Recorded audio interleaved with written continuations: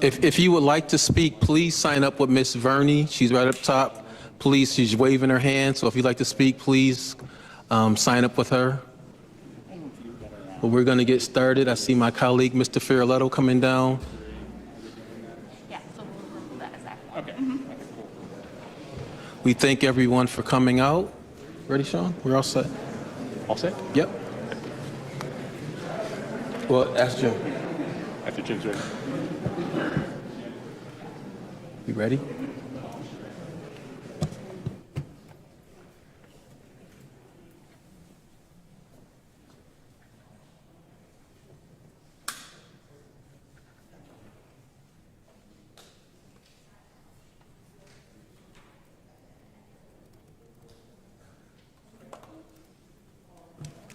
Five, four, three, two, one. Special Committee on Finance, Tuesday the 9th of November, 2021. Councilmember Wyatt. Here. Councilmember Bowman. Present. Councilmember Nowakowski. Present. Councilmember Rivera. Present. Councilmember Fioretto. Here. Quorum is present. Okay, we're from the top. We're going to get started. And first, I want to thank everyone for coming out for this very, very important issue. I don't think that we could say how important and urgent this is, and for you all to come out, you recognize the urgency as well. I'm grateful for the developers who are here, who are respected developers in our city that are come out to speak on this issue, as well as someone from Cleveland, Ohio has done this, so you'll hear from them. But it basically is to get the information on what's going on, what the impact could this be. And when we talk about the impact, we're just not talking about just the revenue itself, but the other ancillary things that it could do as far as job creation, business creations in our community. And we know that that's really critically important. We're the third poorest city of our size in the country. We have to do something, and we have to do something that's really dramatic. It can't be something small. We have one of the best commodities in our country right now, and that's the Buffalo Bills. And I think from what we see right now, what the Pagulas have put on the table is a great team that will probably be good for a long time. And we can benefit from that. I know that there are people who complain about the money that may go out to the Pagulas. But I look at it a little differently. I look at the money that can be created because of the Pagulas and how it can help our community. So we have some special guests that will be able to share some information. And what we're going to do is we have a number of presenters. We're going to let them present. These are experts that are going to be presenting, so we're going to give them a little bit more time. And then we'll give anybody else who wants to speak at least 3 minutes to speak on the issue.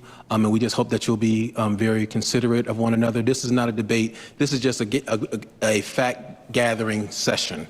And I thank my colleagues who have come forth and stood and are going to listen and hear of what's going on. Okay, so with that being said, we're going to get started with our first presenter. First presenter is Ben.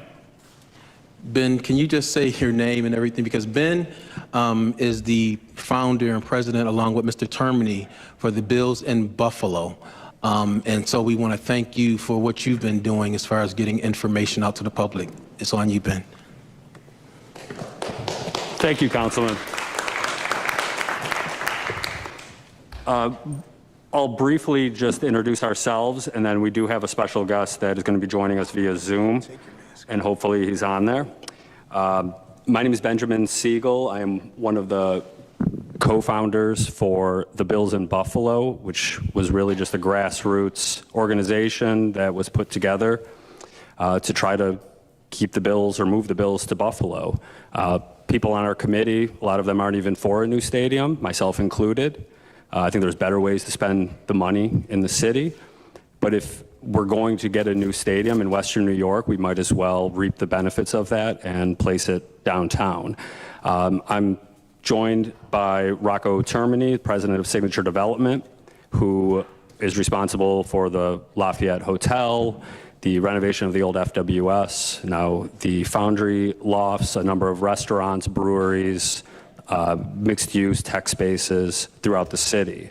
So we have pretty good experience with developing within the city and the way that it works and how it's helped the city and the jobs that Rocco and his team have brought to the city. Is Tom on? Tom's on? Okay. First of all, we'd like to have a friend and colleague of ours named Thomas Kemma join us via Zoom. And we have been speaking with Tom for a while. Tom is in Cleveland and sadly couldn't come and visit us. He was the CEO of the Gateway Economic Development Corporation in 1990 in Cleveland, and they were responsible for the development of Jacobs Field at the time and Gund Arena, where the Cavs currently play, and then the Indians at Jacobs Field. After that, he's done many things. He's a lawyer by trade. He ran the Ohio Lottery for a number of years, and he started Gateway Consultants Group, which has traveled around the country and helped a number of communities with stadium projects, including Cincinnati, Cleveland, and others. So, Tom, can you hear us? Thank you for joining us. And we did speak with Tom the other day, and I think I'll just give the floor to Tom and talk about what he did in Cleveland. Thank you very much.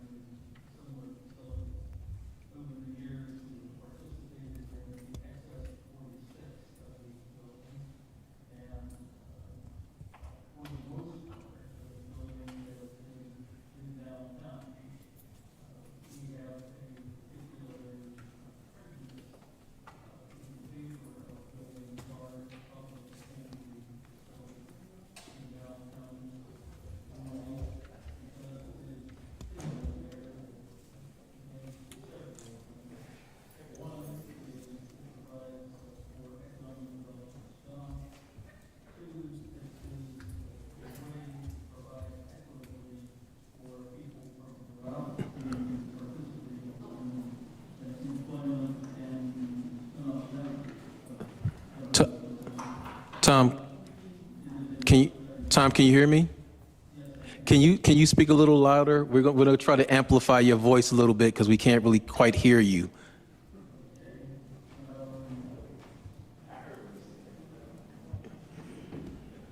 Can we put him through a mic? Can we?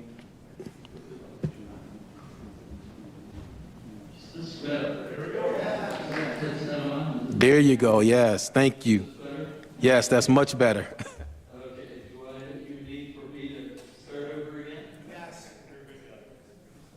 You're good to go now.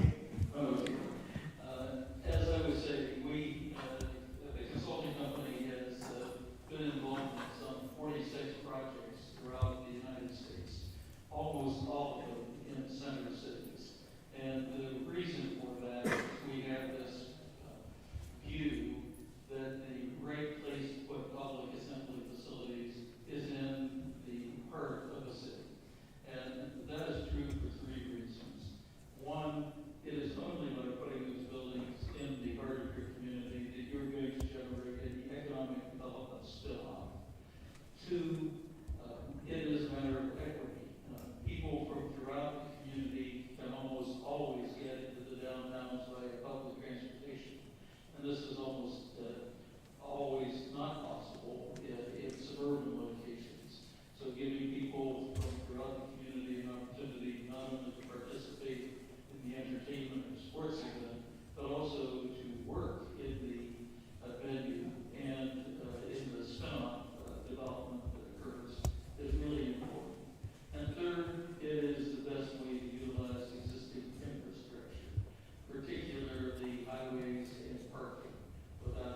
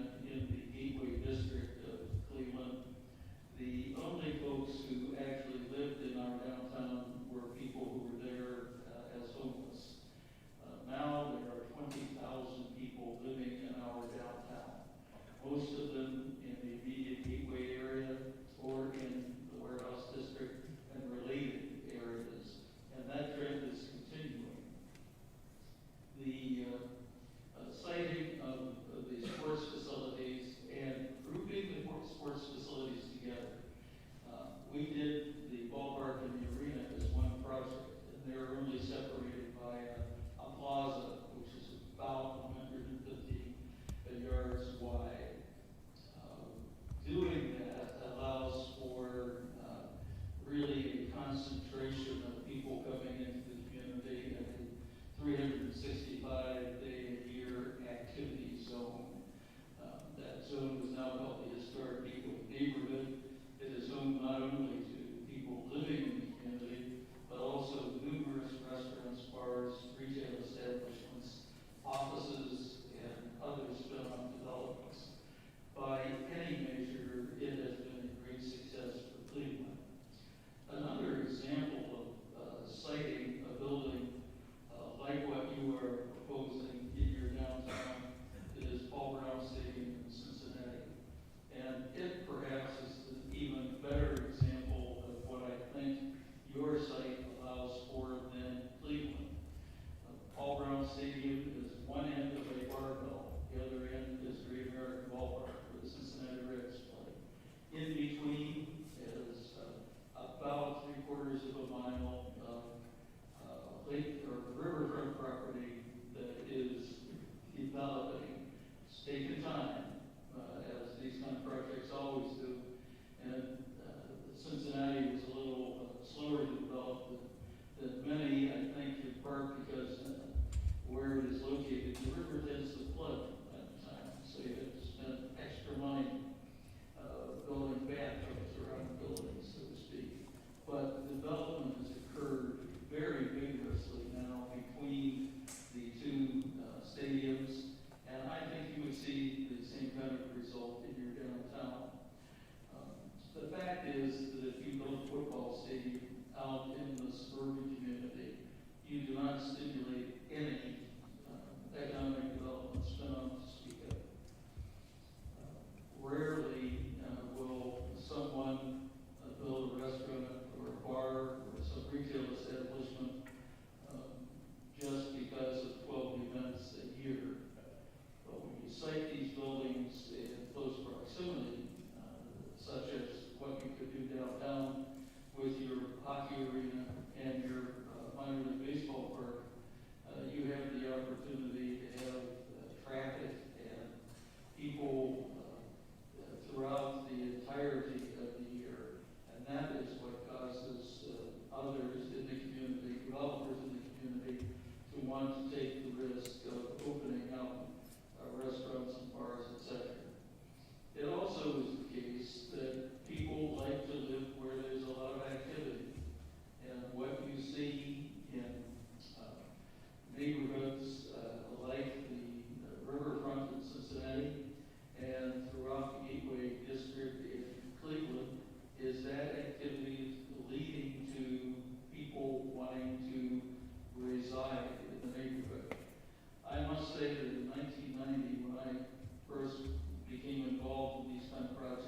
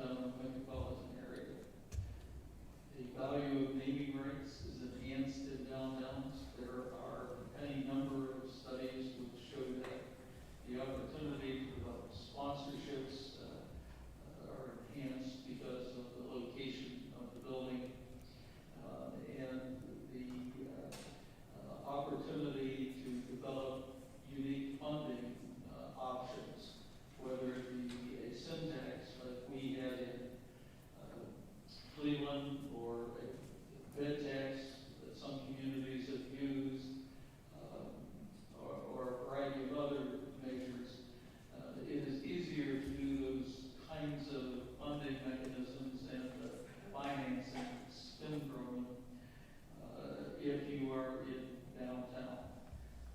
I don't know all the details of the various opportunities that the state of New York makes available, but to utilize a vehicle like the TIP in conjunction with the stadium will be much more valuable in a downtown area than in a suburban area, for example.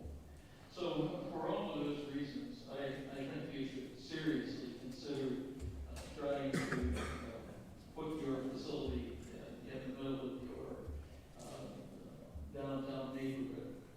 My very first client as a gateway consultant was the city of Las Vegas. At that time, 1995, the city of Las Vegas was looking to build a new arena. Well, I should take that back. The Convention and Visitors Bureau for Las Vegas was interested in building a new arena. The city hired me to help them convince the Convention and Visitors Bureau that if such a building were going to be built, it should be downtown. I was pleased that we succeeded with the Convention and Visitors Bureau, and I think people felt that certainly that was a wise choice to site a large arena facility, in that case, in the downtown neighborhood. I think that very little of the underlying bases for making these decisions has changed over the last 30 years, and that you are focusing on your downtown community is really the right focus. I would be happy to try to respond to questions that you might have. Colleagues, any questions? Majority Leader Rivera. Can you tell us how many football teams are in metropolitan areas? Although I didn't count them all, but just off the top of my head, ones that I am familiar with include not only Cleveland and Cincinnati, but also Baltimore, Indianapolis, Pittsburgh, San Francisco, Los Angeles. Of course, Los Angeles is so big, you can argue whether that building is downtown or not. It's in one of their downtowns. Even Green Bay, which is a very small community, that building is pretty much downtown. Chicago is certainly, Soldiers Field is downtown. Just off the top of my head, I think a majority of the buildings are. And when I think of the buildings that were built relatively recently that were not in major metropolitan centers, I think of the building for the what is now called the Washington Football Club, or former Redskins. The siting of that building was a disaster. I don't know whether you've ever gone to a ball game there or not. The stadium's nice enough, but you spend your entire day coming and going because people mistakenly think that if you just put this building right beside an interstate out in the suburbs someplace, that it'll be easy to get in and out. But generally speaking, there's only one on and off ramp from that interstate, if that's the case in Washington. And it isn't easy to get in and out. In fact, quite the opposite is the case. It is a mess. I think the same is true, although they've made many improvements in Foxborough, where the New England Patriots play. Philadelphia is an interesting example. They're not really downtown, but they've created a whole island, if you will, of sports facilities. And they have put together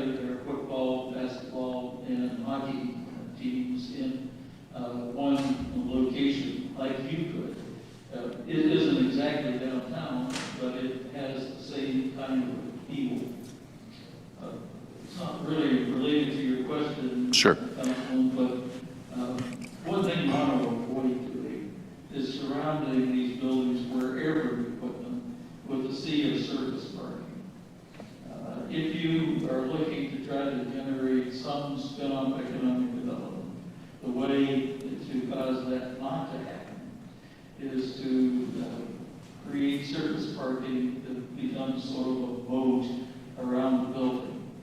We Americans tend to go into a stadium or arena or whatever, enjoy the event, come out, and the parking is right there, get in our cars, and go home.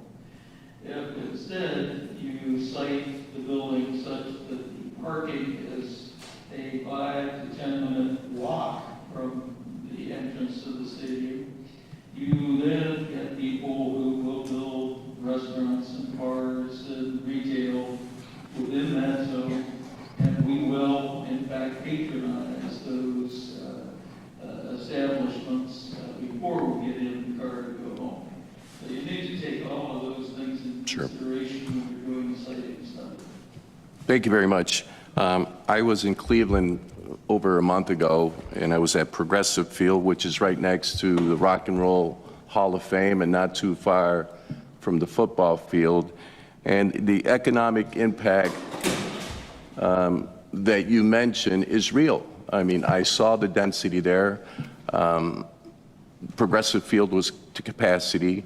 The Braves were playing the Boston Red Sox that night, and their downtown was booming with people. And you're right, there weren't that many surface parking lots. There were around the arenas that I went to, they had these ramps in different parts, and you had light rail going through. And I imagine a lot of people got there through light rail. I agree with the not only the economic impact, which I think is real, I think the equity part that you mentioned, not only in transportation, but opportunities for people to work. I mean, that creates more opportunities for residents in the city of Buffalo, for people that can't get out to the suburbs, for employment, not only with regards to the football, but with regards to entertainment and food and hotel. So I think there are plenty of opportunities, and that goes to hopefully the spinoff that will come from that. But I saw density, and where I see density, I see people spending money, and that increases the sales tax to the county. I mean, the county does well in sales tax. I could imagine people going downtown, spending time at a hotel. I'd stayed 2 days there, and I can't tell you how much I spent there with my kids and grandkids. But we spent a lot of money in Cleveland in hotels and food and tickets, and all I can see was density, excitement. And you're right, there's a sense of feeling safe. And I also did go into your warehouse district as well. So there are a lot of good things happening in Cleveland. I think this is an opportunity for the city of Buffalo to look at this seriously, and hopefully decisions aren't etched in stone right now. I know there's some obstacles along the way, but the benefits are certainly greater than the obstacles that are out there. It may be easy to do it in Orchard Park. Go across the street and build a stadium. But easy isn't sometimes the right decision. And over a long period of time, it's certainly not the best decision for the city of Buffalo and for Orchard Park. And I look at this as a region. I don't look at suburbs. I'm sorry. I don't look at this as suburbs versus the city. We are the core of the region. A strong Buffalo is a strong Orchard Park.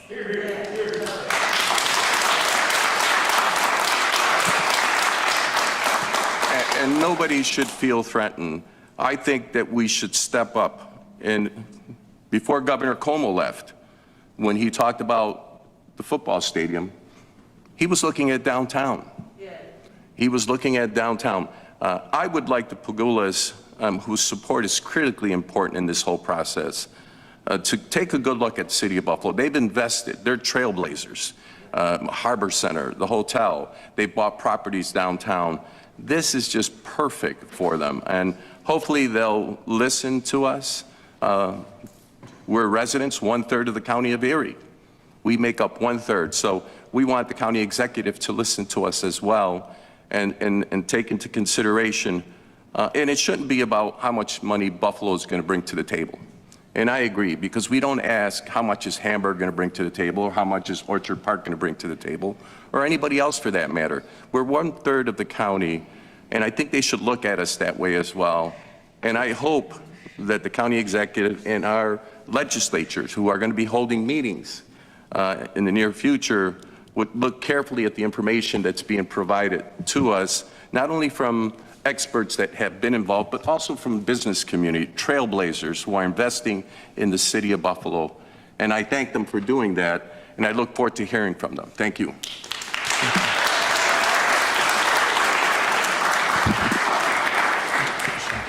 Mr. Chima, thank you again for joining us. One question that I have is, one of the things that we're concerned about and trying to grapple with, if we have to displace any residents to do this project. And I think we are all concerned about that. In your experience in doing these type of projects, have you experienced dealing with that aspect of displacement of residents?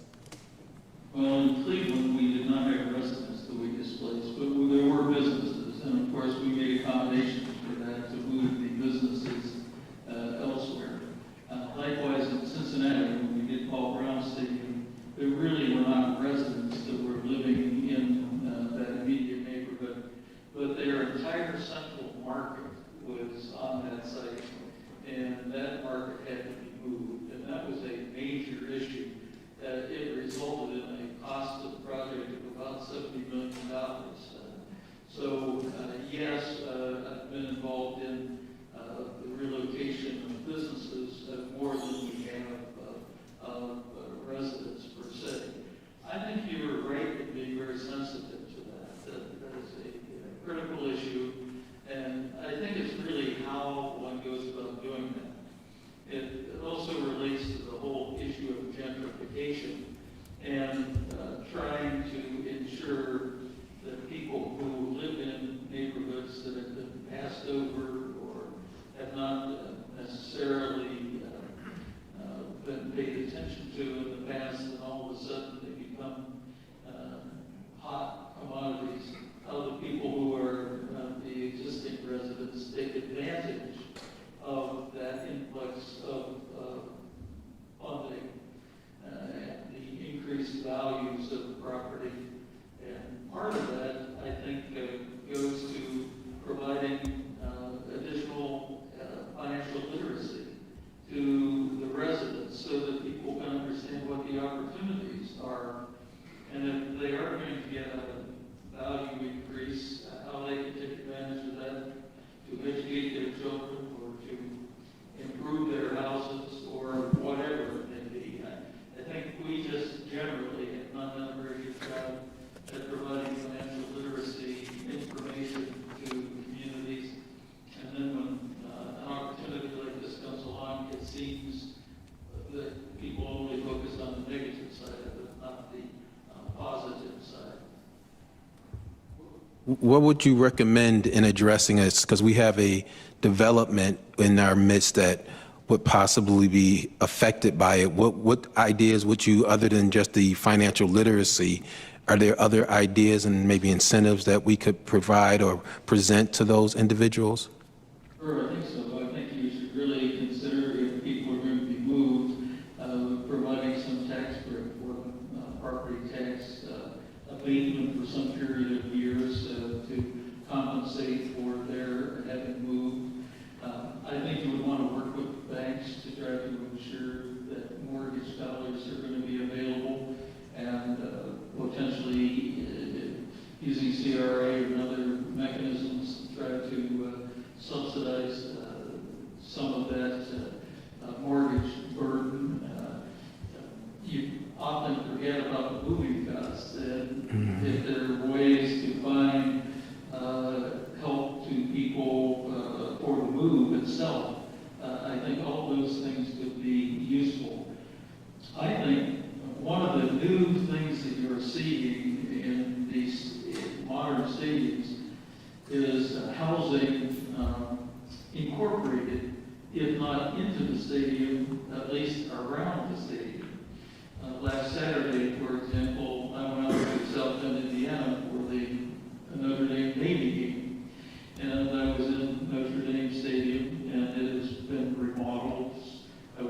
student there many years ago, and it's a very different place than it was when I was a student. But on the east and west sides of the building, there are whole new buildings, some of which are residence halls, some of which are offices, student centers, and they're connected right into the stadium. I think that the professional stadiums are going to take a page out of the college book and begin looking to actually fleshing out the facility by actually incorporating additional development. And perhaps some of the people that would otherwise be displaced could find a new home right in the facility. Okay. Well, thank you. Colleagues, any other questions? Mr. Chairman, we really appreciate your expertise and your time. You really gave us a great deal of information and things that we can chew on, and I'm glad that our legislator, Howard Johnson, is here to hear this information because we just wanted to be educated on the opportunity, because this is something, a once-in-a-lifetime opportunity I think we can't pass up. So we thank you so much for joining us. You're very welcome. Can I make one additional comment? Sure can. Just a follow-up to something your majority leader said.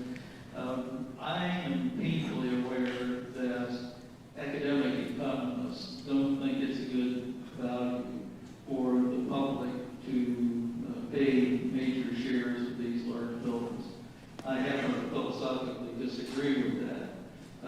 But the fact is, when you see that density that the majority leader was talking about, you know that there is economic development spin-off. And those academic economists are looking at much larger areas when they come out with their opinions. And I would just caution you not to be swayed by that thinking, which I think is very actually myopic on their part. Thank you for giving me the opportunity to be with you.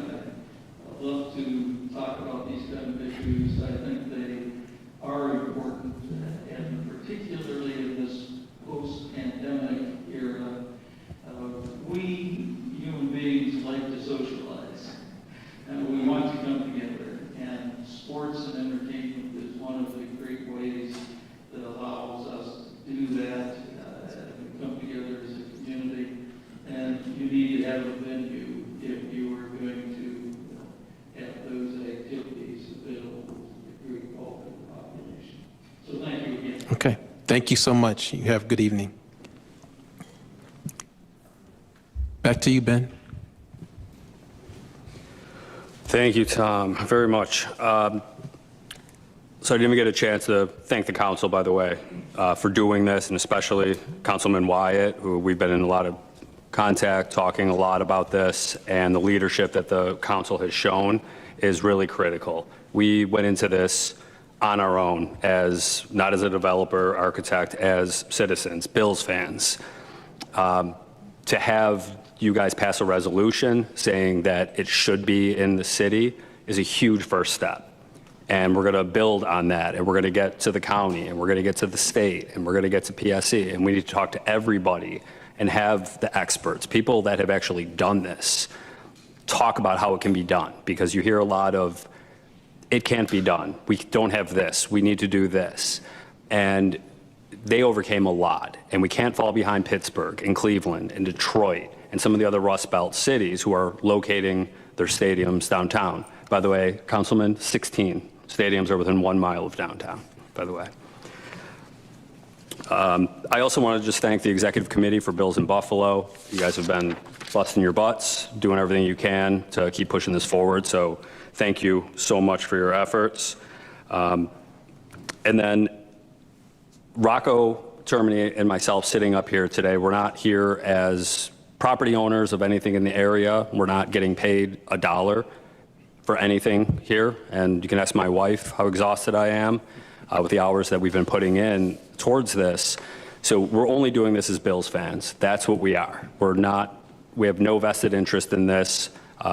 Signature Development and Mr. Termini do not own any property in that area. I don't, and I will not take any money personally. You can gladly donate to GoFundMe, though, for Bills in Buffalo. So tonight, essentially, I just want to walk everyone through a presentation that we've been working on for a while. And the reason we did this was everyone that was making decisions for where this stadium was going to be located were behind closed doors, elected politicians, the NFL, the Buffalo Bills, and the citizens never had a seat there. Now you can say elected officials will look out.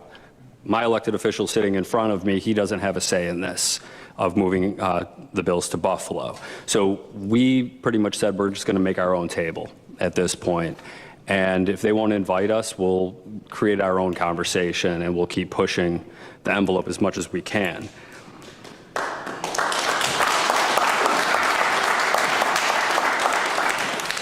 It's a $2 billion investment, and somehow our tax dollars are just given away. And we don't sit here and say, can we vote on where they're going? Can we have some say? Can we at least have a seat? So I think that's going to be very important going forward. So the presentation, essentially, we're just going to go through, compare, contrast the South Park site that I think all the consultants that have been hired by the Buffalo Bills, by the state, have shown as the most viable in the city, and the existing Orchard Park site. And what we're putting out here are facts. We're not trying to persuade. I think the facts point to the idea that it should be in the city, absolutely, but we're not taking biased opinions on anything. We are purely just going through and saying, this is what's there, this is what's not there, this is how it can help, and this is how it can hurt.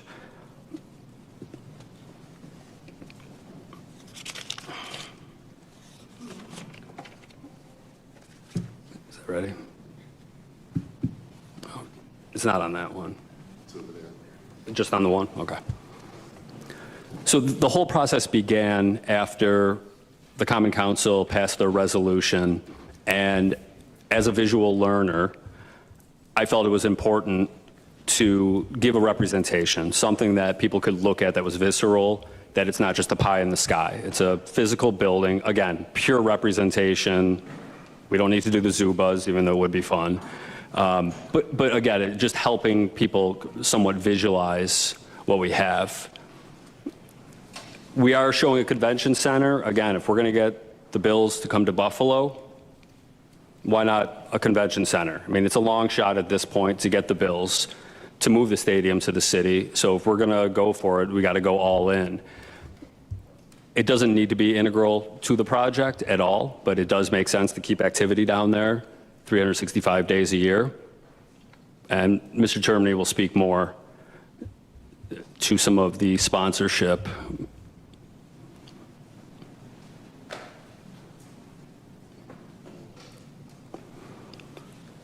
So the site that we're looking at is along South Park Avenue, which is currently BMHA housing, nearly all abandoned. The southeast corner does have some property that is still occupied privately. It is bordered by Louisiana Street and Hamburg Street and the 190 to the north. So in order to do our analysis and figure out the differences between the two sites, we looked at the distance from the 50-yard line in Orchard Park currently to the farthest parking lot at ECC to the west, which is about 4,200 feet. So people don't like change, so we'll keep it to that size. What is within 4,200 feet of the current stadium, and what is within 4,200 feet of the downtown site? So I know it's a small screen, but you can see that within that 4,200 feet, it does extend roughly to Canal Side, Larkinville, along Seneca Street, the baseball stadium, which will always be Pilot Field to me, and down to Silo City. So when we compare, okay.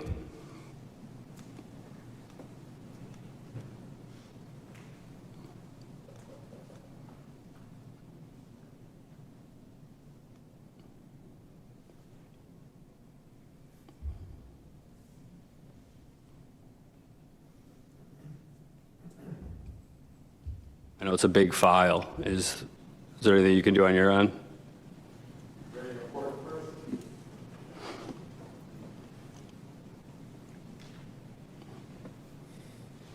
just going to have to talk around that.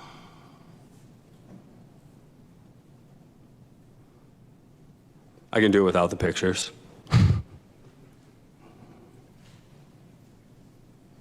Technology got us. Even once people start talking.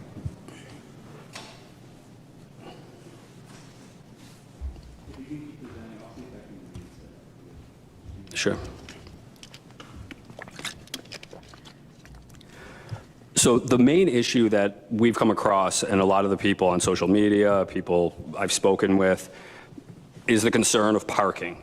That how are we going to get cars in? How are we going to get cars out? And number one, we have 30,000 people pre-COVID leaving the city every day. And we've managed that. I live in North Buffalo. A bad day is 15-minute commute. Most days it's 11. So the traffic issue and the parking issue shouldn't be leading this conversation. If anything, we have adequate parking in the area, and we broke that into a number of different districts. So the main area for tailgating, for all of those experiences that people are used to, would be near the Buffalo News Building, Canal Side, Cobblestone, where there's 1.6 million gross square feet of parking, which is the exact same square footage as the parking across Abbott Road, the main lots at Orchard Park. Most people don't walk from one place to another. So the idea that you need all this parking in one giant mass around a stadium just doesn't make sense. Personally, I'm a Hammerlot guy a lot of times. I go there, hang out there the whole time, go to the game. There's no reason that I need all this additional parking around me. And I think having some on-site parking, the main parking area being located in the Cobblestone district, but then also having the Seneca One Tower area, which has adequate parking for all the baseball games currently, which is roughly another 1 million gross square feet of parking. You move farther down Seneca Street, and there's about 500,000 gross square feet of parking around 500 Seneca in those areas, and then you have Larkinville. And all of these are within 4,200 square feet of the 50-yard line of the stadium. So no one's walking any farther than they're currently walking, but you have, if anything, just like I said, Hammerlot, you have cool different districts that are all having different events, different restaurants, bars, doing events beforehand. And it's going to create that same field, but just amplified in a lot of ways. So when I totaled all of this up, we ended up being roughly around 4.9 million gross square feet of parking, as opposed to Orchard Park, which has 5.3 million. So we're talking about a difference of 400,000 square feet. It's very small. You add to that, more importantly, the park and rides at LaSalle and UB. If you add those to that equation, they're almost exactly the same, 5.3. And personally, as a North Buffalo resident, I would love to be able to just take an Uber or walk or even drive to LaSalle Station and hop on a train and not deal with that traffic, have a couple extra drinks and not deal with the chaos that goes on down there. More importantly, that light rail system, we wouldn't even need the same amount of parking. Every single person that goes to Orchard Park currently for a game drives or takes a bus or a limo. There are so many other alternatives with this project that you have roughly 20% of the population, the landmass of the city of Buffalo, within 4,200 feet of the subway line. So all these people can be running through, and the Bills, the NFL, the city can work with the NFTA to make sure that trains are running constantly inbound and constantly outbound after the game, get people in and out, which is extremely important. I should have printed out one of them. The other issue that people have talked about is access. And hearing from an expert like Tom and the conversation we had yesterday and what he talked about today, people worry that traffic would be crazy. It would be absolutely nuts, which I think most of us, the worst traffic I've ever been in, besides a blizzard, is at a game, every single time. And if you don't get there at the right time, either you get there too early or too late, you're okay. But if you show up around 10:30, forget it. You're going to wait for an hour. So there are two roads. There's Abbott and Southwest, and they intersect. So if you're parked to the south and you're heading north, you're going through that intersection. If you're parked in the west and you're going east, you're going through that intersection. There's 2 ways or 4 ways in and out. When you look at the layout that we have, within a half mile, you have access to the 33, to Route 5 Skyway, Ohio Street, the 190 immediately adjacent, and add to that, you have a radial plan, which Buffalo, I don't think they planned for this when it was designed, but it's perfect for dispersing people. Once you get over to Oak and Elm Street, you can take Delaware, Main Street, Elmwood, Niagara, Sycamore, Broadway, Clinton, and they all go out in a radial plan into the community. So traffic is always going to be an issue with sporting events, 100%, but it shouldn't decide anything, and at the end of the day, it should not be an issue to get people in and out, especially when you have light rail. Adding to the rail argument, you have regional rail.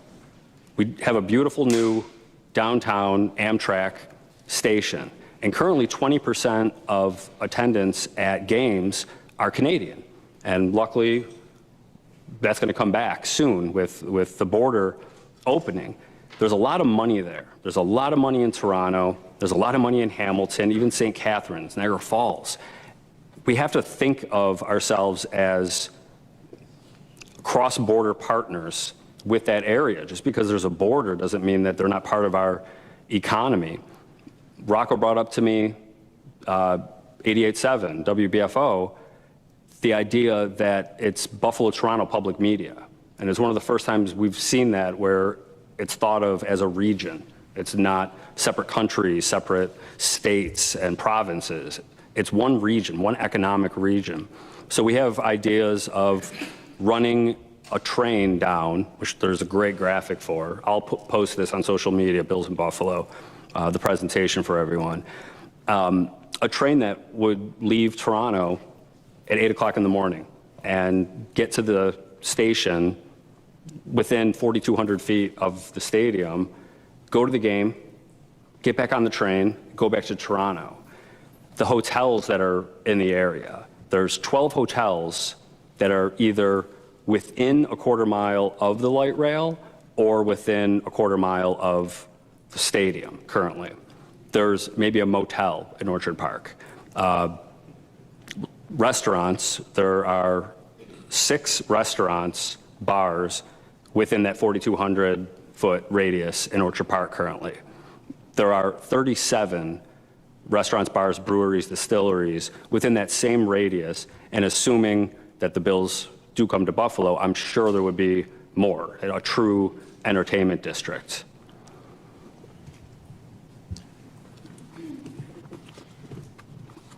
Do you want to talk about economics? Then we're going to, are you going to let Rocco? Okay. Thank you for having us this evening. One of the things that we've heard a lot about is this $350 million that it's going to cost more to be downtown than it would be to be in Orchard Park. I'm here today to tell you that there's a plan. We have a plan here tonight to fill that gap. And I'm going to just review with you tonight how we do that. And if I get too academic at times, please stop me and ask questions. But one of the things that we're looking at is downtown, there is 2,793 parking spaces at the curb. And off-street parking downtown, we have 34,734 spots. Now, this does not take into consideration what's in Larkinville. So we have more parking downtown than we need to service this stadium. What I'm proposing tonight is that the city put a $10 surcharge on parking during events. If we do that, it will raise over 30 years. We can do a revenue anticipation note. It would raise $75 million. And that is counting 30,000 parking spaces being used per game. Secondly, because we think there's enough parking and because we want to encourage people to walk, we don't need the $79 million that's in the state study for parking, because we would use what we already have for parking. What I'm also suggesting is that the county forms a for-profit corporation, and this is built by a for-profit corporation that would be able to take advantage of the brownfields tax credits. If we do that, that'll raise an additional $40 million.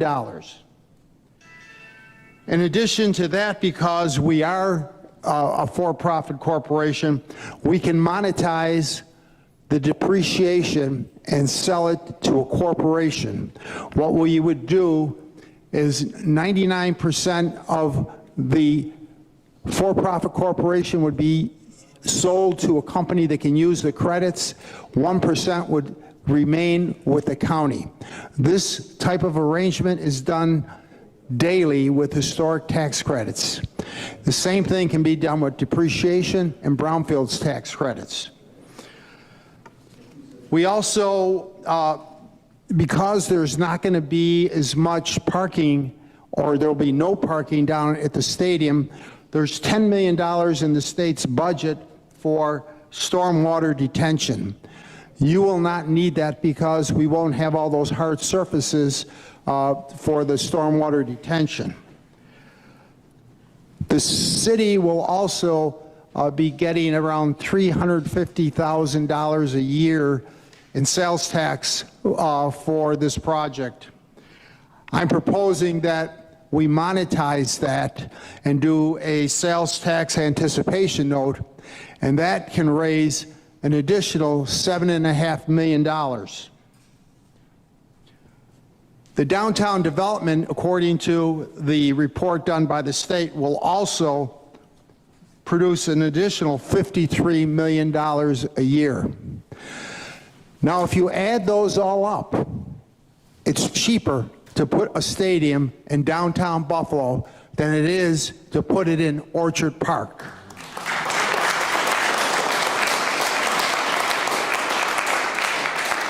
Now, this is not including transit-oriented development grants that are given out every year by the federal government.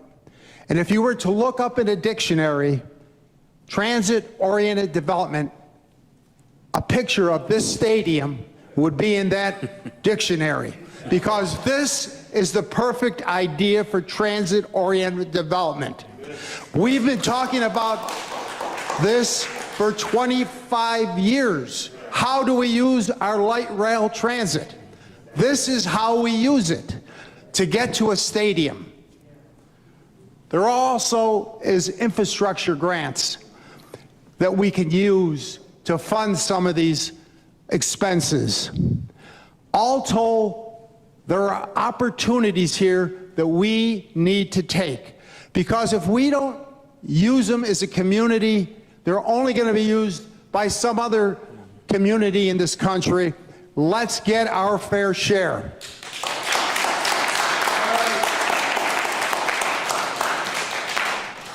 When they built the Javits Center in New York City, nobody said, let's build it in Flushing because it's cheaper. They said, we want it in Manhattan, and we want our stadium in Buffalo.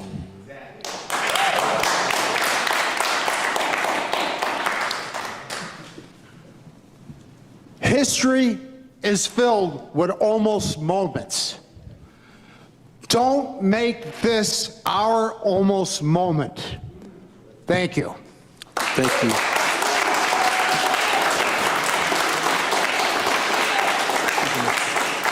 Next speaker. Are you finished, Paul? I'd be happy to answer any questions if you have them. Okay. We have one more speaker. We have Paul Simonelli. Also, he's not here. Okay, he's not here. Okay. Douglas Jamal. Next is Douglas Jamal. Oh.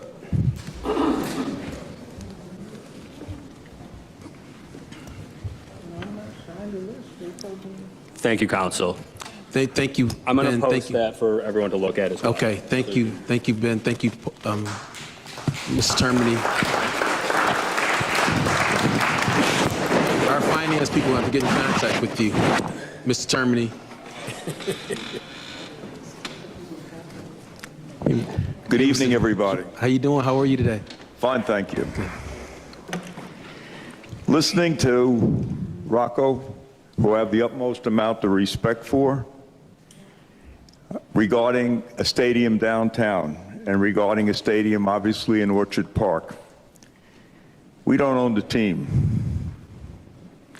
The Pagulas, I never had the pleasure, I've been here a little bit over 5 years, I never had the pleasure of meeting Terry Pagula, Kim Pagula. But one thing I do know about them is that they fell in love with this city the same way I fell in love with this city. And they invested a lot of money in this city. And their team is worth a lot of money. And I'm a gambler, but I wouldn't gamble on something as sacred as the Buffalo Bills to Buffalo. They have a site in Orchard Park. They spent a couple of $1 million, which they sent this report to everybody, I believe. I haven't not read it because I can't stand reading anything, especially I get very bored very, very quick. I think as a city, we need to support the Pagulas and their decision. I think we shouldn't be throwing darts at them for what they've decided that they want to do, and the decision should be their decision. They're the ones that have put out hundreds of millions of dollars to give Buffalo a winning team. Their franchise is worth an awful lot of money to other municipalities. This is something I would not play Russian roulette with. Whatever they decide to do, whatever the powers to be decide to do, whether it be downtown or Orchard Park, let's rip off the Band-Aid. If they've decided at the end of the day that it's Orchard Park, we should support them like we support the Bills. I happen to believe that Terry and Kim Pagula and Pagula Sports franchise, who I have not had the pleasure of meeting, I might add, I do not know them, so I'm not here as a hired gun. And obviously from all the applause, I hope I'm not committing political suicide. But in all my due humble respect to everybody over here, all I want is what's good for this city, as well as what Rocco and his team want, what's good for this city. It's my adopted city. I love the place. I think that downtown will develop by itself, step by step. It developed once before by itself. I always believed that once was something, could be something again. And I think they've been playing so long in Orchard Park, and if it works better for them in Orchard Park, that's where it should be. Thank you very much.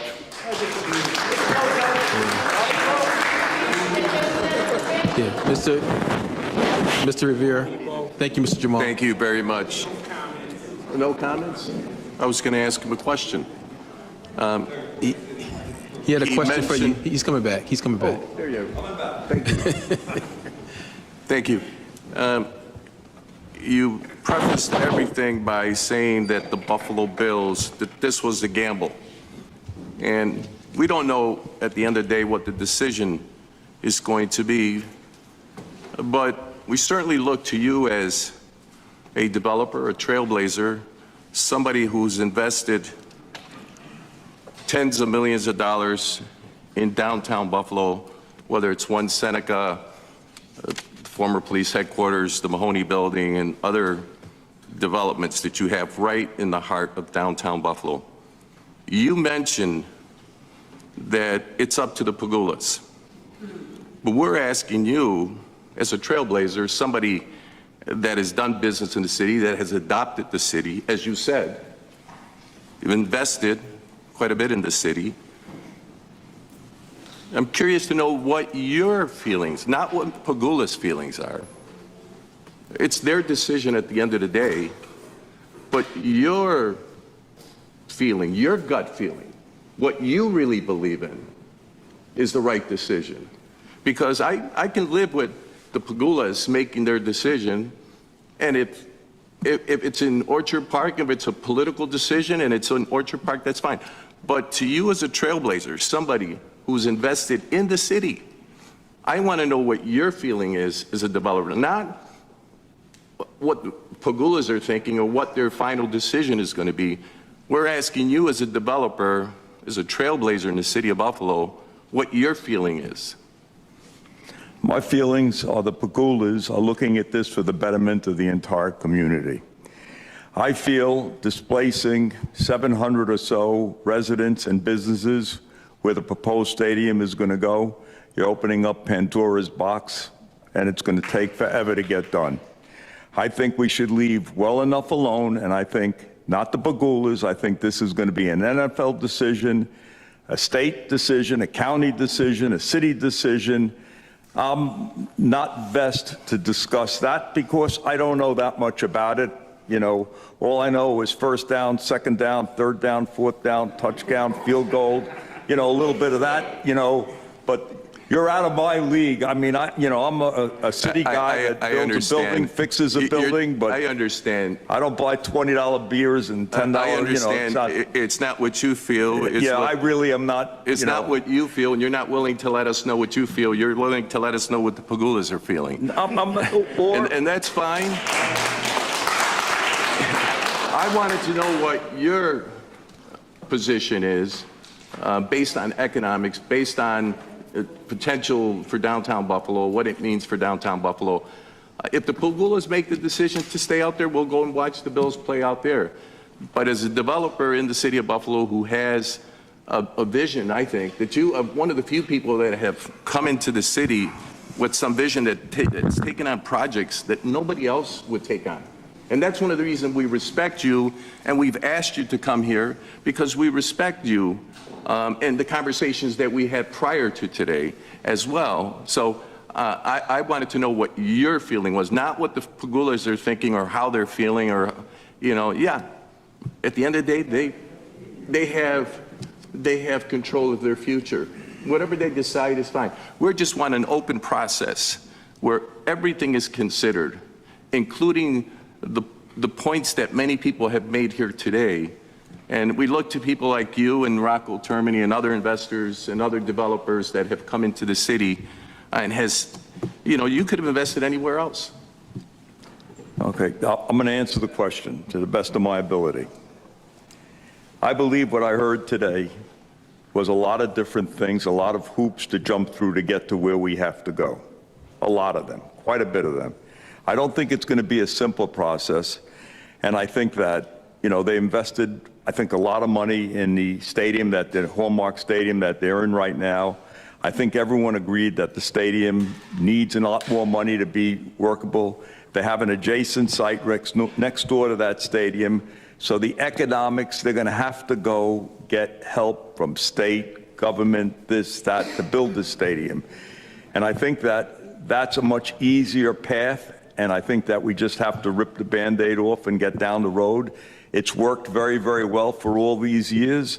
I think you've got a great owner in the Pagulas that put a lot of money out there, and I don't think it's been profitable for them. I really don't know how the economics work in football, but they have put a lot of money in the city.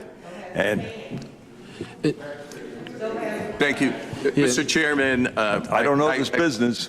I appreciate Doug coming and speaking to us, and I respect a lot of the work that he's done in the city of Buffalo. We don't necessarily have to agree on everything, and I know we'll have further conversations with Doug regarding other things, and we'll circle back at some point and talk to him about this as well. Thank you. Thank you. And I just want to say, Mr. Jamal, before you leave, Thanks a lot. Thanks, man. I respect you, and we are here because of you. Because of you, we are here. Because you said some things, and I'm not going to say it, I'll let you leave what you said. You said some things that myself and Councilmember Farrelletto said, you know what? Yeah, let's do this. Because you said that, and we respect you because everything you've touched in this city so far, from what we've seen at One Seneca, has turned to gold. It ain't just rhetoric, it's what you do. And when we talked about getting in the room and figuring it out, when people were telling you demolition One Seneca, I can't do anything with it. You didn't do that. It ain't that hard. It's just figuring it out. You and your team, when we talked to you, there's nothing that you couldn't do. You said we can just figure it out. Right. And I stand with that. And I respect your opinion because, hey, these folks are putting a lot of money in it. We ain't gonna tell them how to spend it. But when we're on the hook for $2.1 billion, we should have some input. And I think that when we talk about the impact that we could have, because I'm telling you, I respect you, and I'm not just feeding you, because when we talked about displacement, it's like, they should get better. You didn't say, no, don't worry about them. You didn't say that. And that's where I had the respect for you, because you didn't just come in and say, I'm just take this money, I don't care about these people.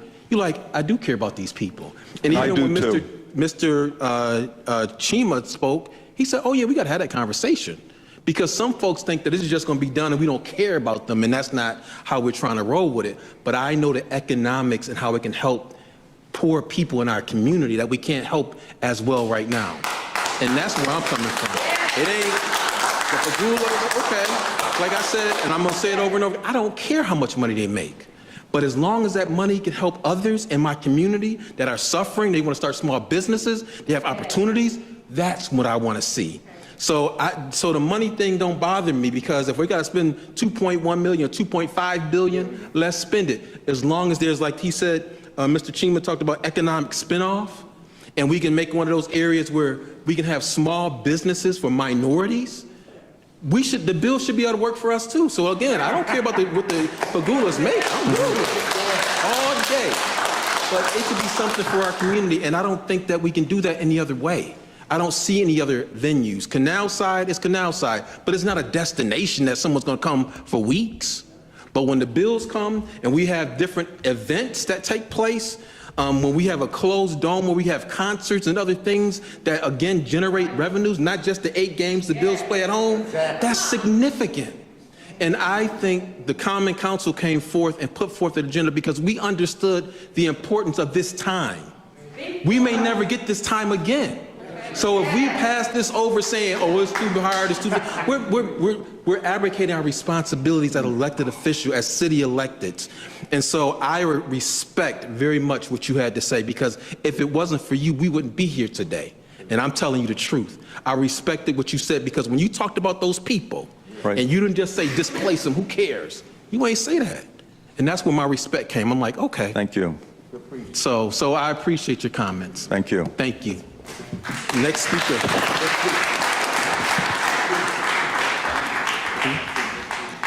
Pat Freeman.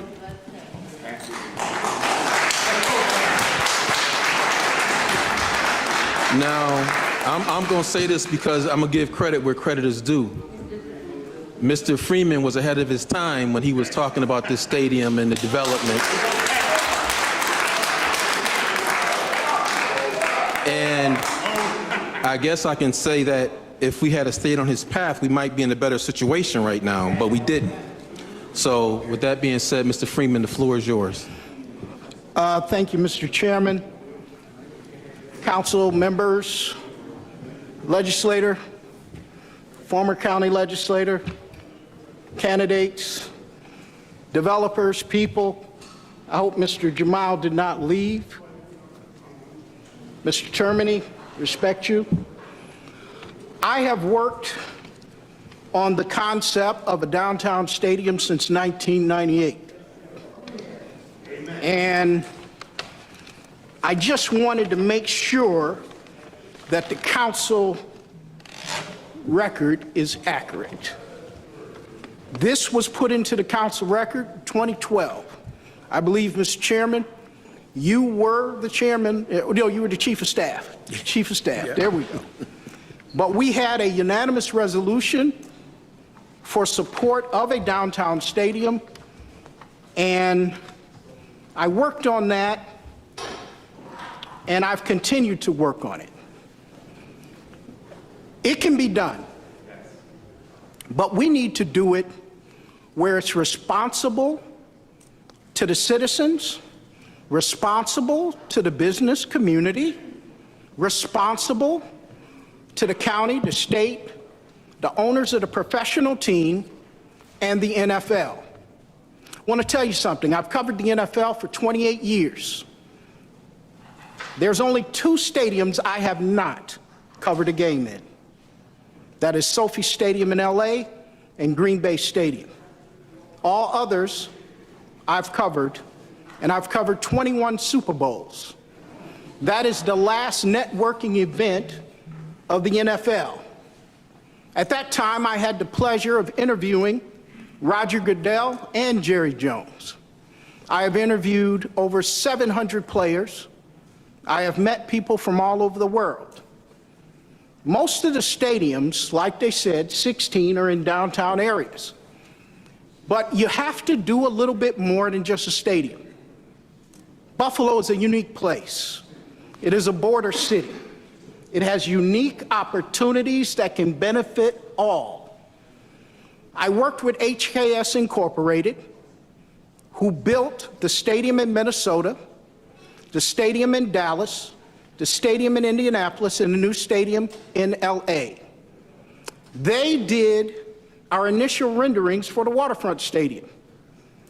That site has not been mentioned. Wow. It's public land. Wow. No citizen displacement. All you need is infrastructure. Now you're planning to put an amphitheater out there which only covers 9 acres.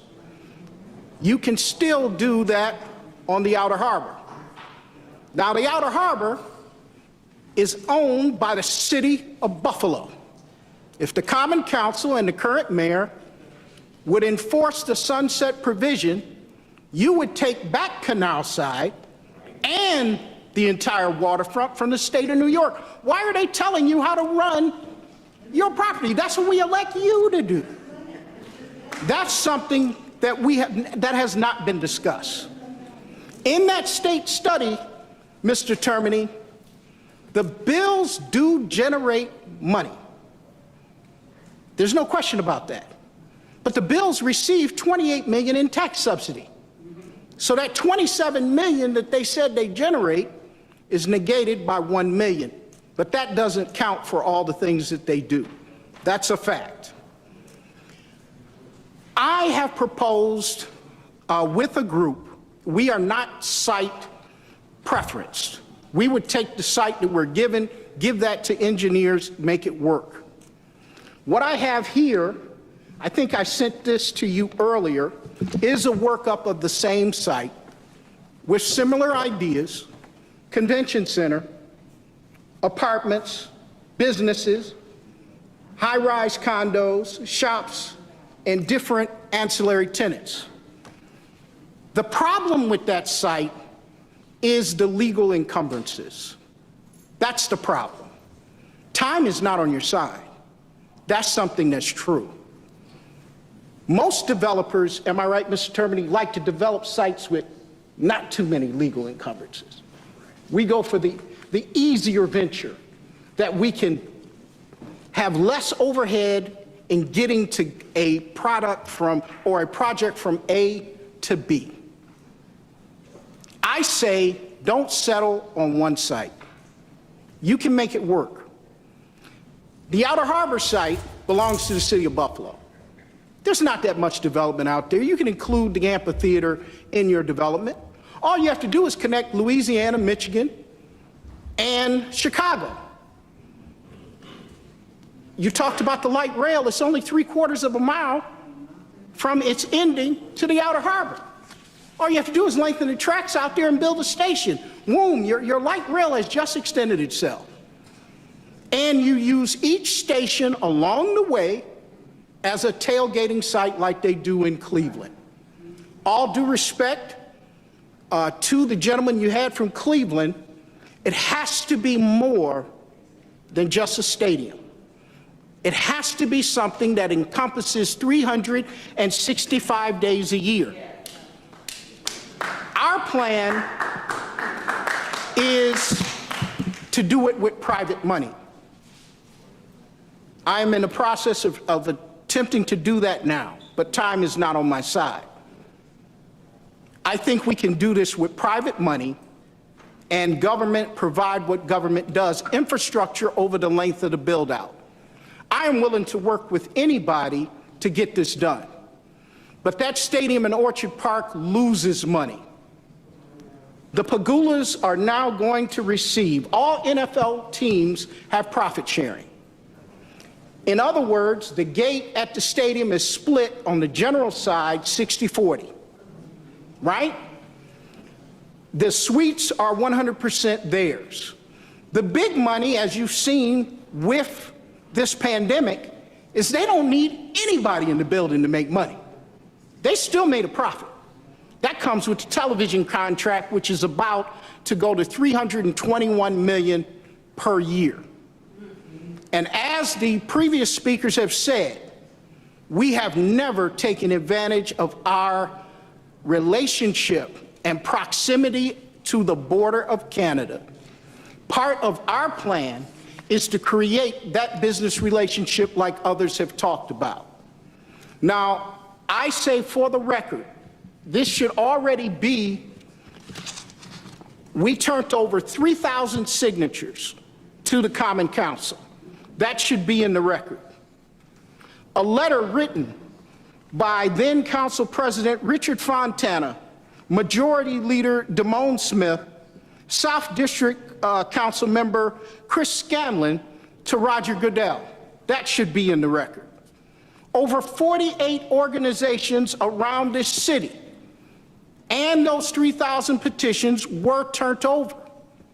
Now, they had a public meeting on the Outer Harbor, and I was at every meeting. They stopped our discussion about the stadium being out there. And I told them that's wrong. How can you have a public meeting on about public land and you're telling part of the public and taxpayers that we can't talk about it? Now, HKS said that that was an excellent site. All it needed was infrastructure, the lengthening of the rail by 3/4 of a mile. Their build-out estimated that we would create 8,000 to 15,000 living wage jobs during the build-out. Those jobs, 30%, would go to people that need them the most. In Orchard Park, you cannot tell me that's being monitored. It is not. Most of these construction sites are not being monitored. They are not. And that has to stop. If we're going to do things right in Buffalo, let's start today doing it right for all. This can be done. I agree with Mr. Termini and all of you, but it's in the proposal. And Indianapolis has the best proposal that I've seen. It was crafted by HKS. And in this council, John Hutchins, who was a principal with HKS at that time, gave you a presentation on how that could benefit Buffalo. 8,000 to 15,000 living wage jobs during the build out, 4,200 jobs after it was opened. The pandemic hurt that specific city, but that's the proposal that we have in place. Yes, the convention center needs to be connected, but it has to be a dome stadium so we can get those events. The Final Four, the Frozen Four, boxing, tennis, year-round revenue. That stadium, and I wish Mr. Jamal would have stayed, that stadium is used 8 to 15 times a year. That is a waste of taxpayer money. And they get more of a tax subsidy. That tax subsidy in the last deal went from $12 million to $28 million. And the problem is we don't read anymore. I read that 91-page report. I wish they would have paid me $150,000 to do that report, and they would have got the same information I'm telling you. We spend money, but what was not said was that the last 3 years of that last agreement was supposed to pay for that study. There were supposed to be set-asides there. So we continue to waste money in government. That's in that last study. If I'm lying, I'm flying. Tell me anything I've said that's wrong. But I am in the process of doing that. We are working with our lead person is George Jackson out of Detroit. You can Google him. He worked on Ford Field. He worked on the riverfront in Detroit. He also worked on the Red Wing Arena. He's one of the top developers in the country.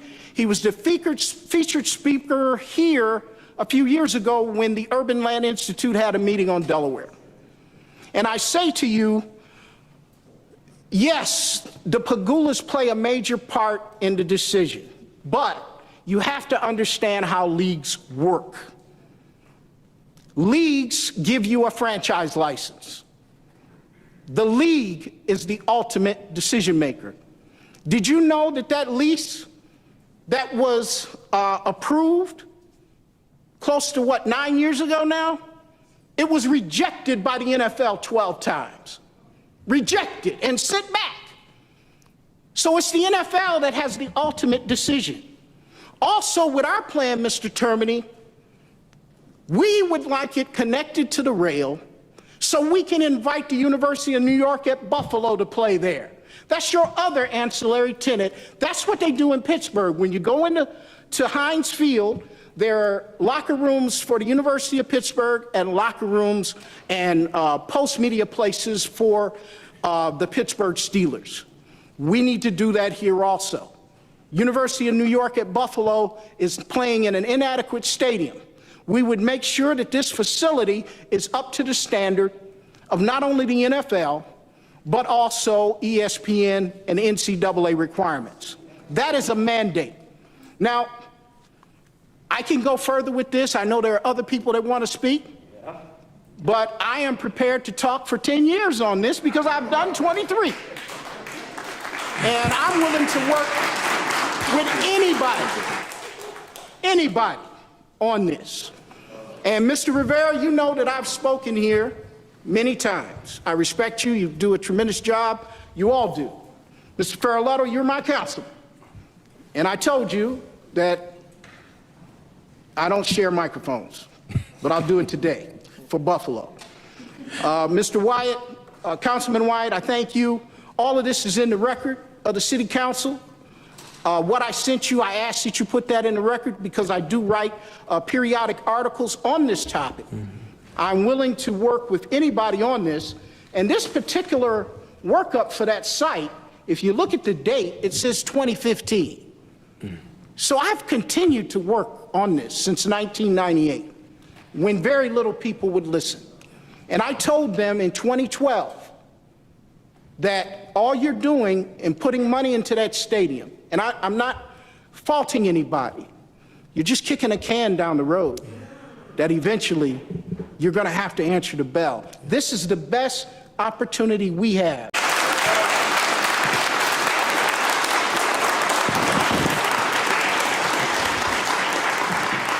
Thank you, Mr. Freeman. We really appreciate your efforts, and had we followed through on the things that you put forth, we may not be in this situation. Mr. Nowakowski and then Majority Leader.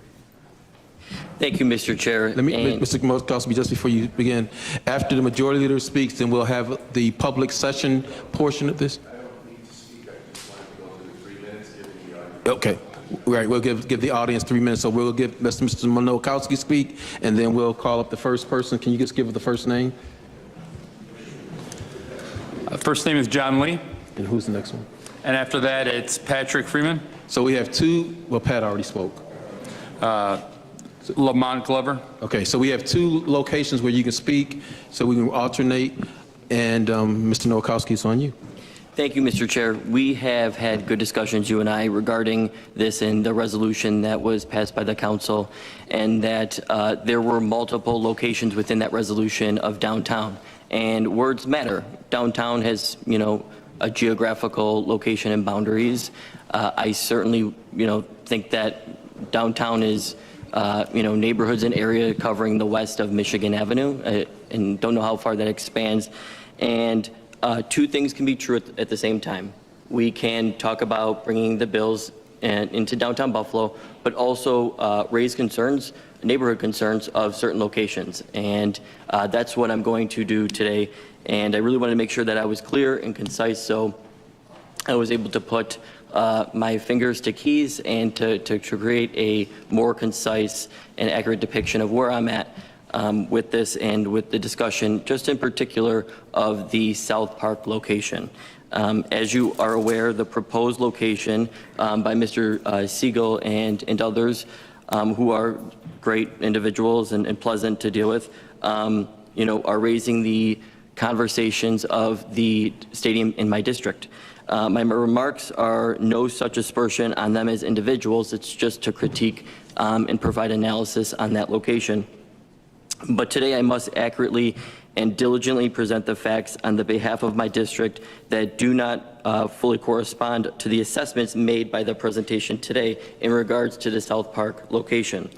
I would like to first state for the record that I do love and respect the Buffalo Bills, but I love and respect my constituents in Perry and the Old First Ward first. And during this conversation are my first priority. Others are given the latitude to look at this topic as a regional discussion, but as district council member who represents the potentially impacted neighborhoods of this proposal, I am not.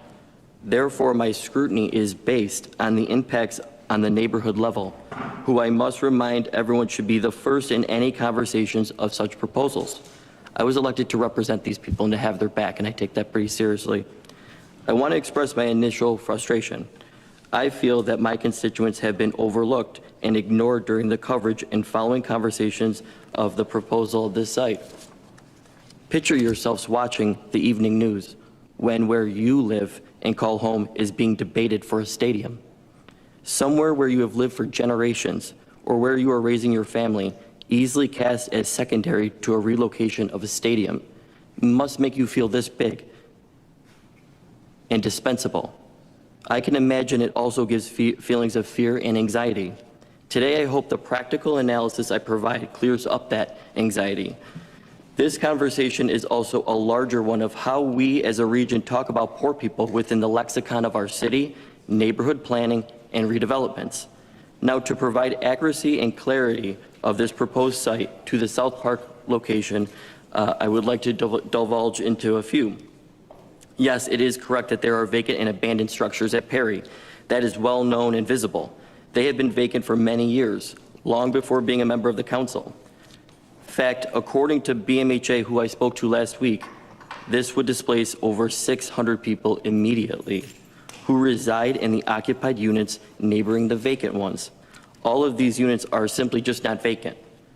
This land is owned by the BMHA, which is a chartered authority who are conceptually, legally, and governmentally a separate entity from the city of Buffalo. This housing authority owns these parcels, not the city of Buffalo.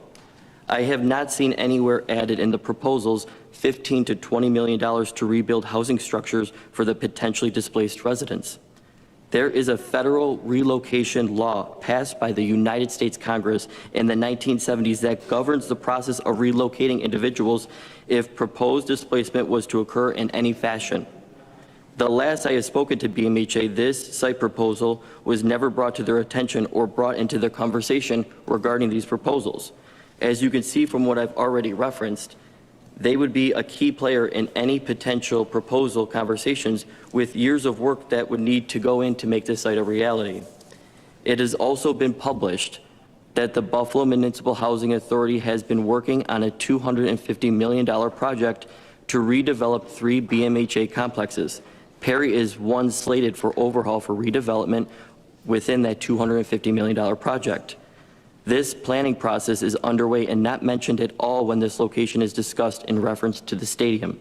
Now, furthermore, onto the impacts of the surrounding neighborhood, such as the Old First Ward. For starters, the entire infrastructure and traffic elements, the impacts of surface parking lots, water runoff, and storm sewers, the impacts on housing values, the quality of life of residents, noise, light pollutions, vibrations, congestions, you name it. These are all real factors that would need to be identified and accounted for in any sense of a proposal. I have to think pragmatically here. As you can see, this discussion is greatly missing a lot of elements that I need to be addressed first, that really should be addressed first. I would like to also address the impacts it would have on the City of Buffalo budget. The Buffalo Police Department would be the responding department in our municipality. What effects would that have on overtime and policing? We really need to have those conversations as a city in practical terms. In closing, Mr. Chairman, when discussing any proposal moving forward, the discussion must acknowledge the fact that we are talking about people, human beings, their residents, and the neighborhoods in which they live in first.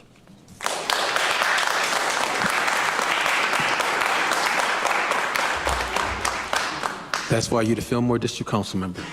That's right. That's right. People first. Much respect. Mr. Lee? Thank you. I'm not going to read my whole letter. I'm going to respect the 3-minute thing and pass the letter to the councilman and pass to the rest.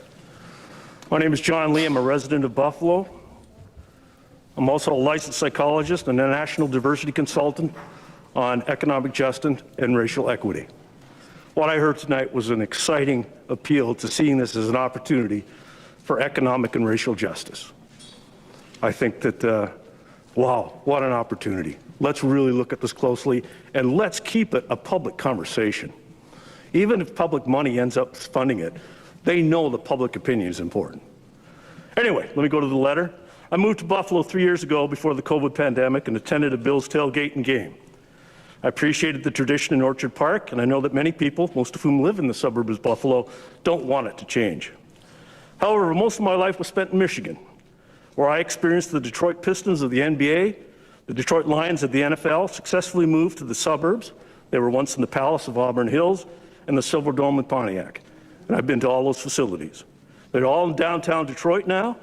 Detroit has a Ford Field, Little Caesars Arena, and Comerica Park in the heart of their city, and their once depleted downtown has been revitalized. It is time for Buffalo Bills to move back to the city where they were born. And to join the Buffalo Sabres in Buffalo. Here are some reasons why the Buffalo Bills should play in a stadium located in the city of Buffalo. Number one, the land for a new stadium in Buffalo is available. I'm sensitive to replacement, relocation. Let's work that out, okay? The economic revitalization of downtown Buffalo is a certainty. Public transportation to and from the suburbs to downtown Buffalo should improve. This will help the working class who live in the city commute to their jobs in the suburb. You can use my tax dollars anytime for the expansion of the public rail system in Buffalo and Erie County. It's quite embarrassing. Tailgating would be less centralized, but given what I saw in Orchard Park, that's a good thing. Yes. If there's going to be any of my tax money going into the building of a new stadium in Buffalo Bills, then build it in the city of Buffalo. Thank you for the opportunities.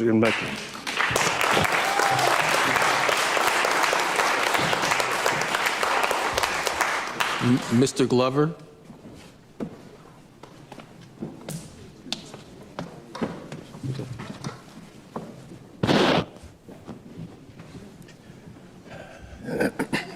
After that, it's Aaron Hudson.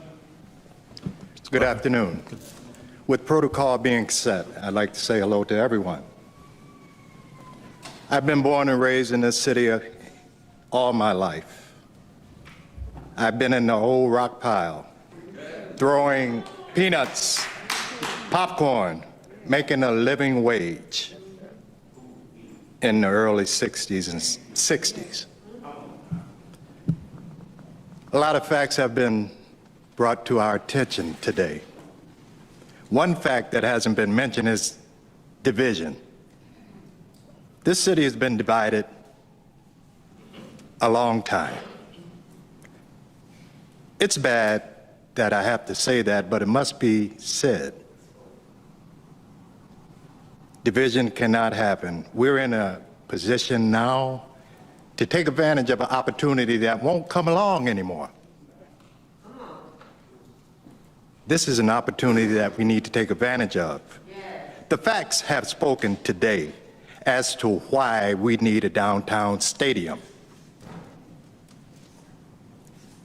I can't fathom why it shouldn't be. Only because of division. And we need unity here. You talk about coming together. There's educational issues. There's children issues. There's transportation issues. With a multi-stadium usage, you can have a lot of things. You can have a new Buffalo. You talk about the waterway that we have. No one's mentioned that, how we can bring outsiders from different parts of the country on our waterway. I'm just so sorry that things haven't changed much in the 70 years that I've been here. There's always division. We need to come together on this issue to promote unity. I thank you all. Thank you, Mr. Glover.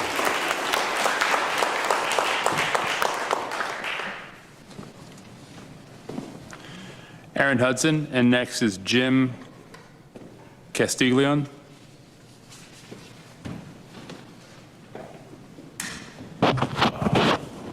I'm a big man. To everyone, make mine short and sweet. I was in the process back in '98 when they was dealing with this. And my thing today is I'm just short with it. Don't let this fall dormant like it did back then. It was not considered at all. And they showed that it wasn't considered at all. Pat Freeman and others have spent their time and their money to put all this together to try to help us. Don't let their finances, their time, and their ability and their love for their community to fall dormant. That's all I want to say. Thank you.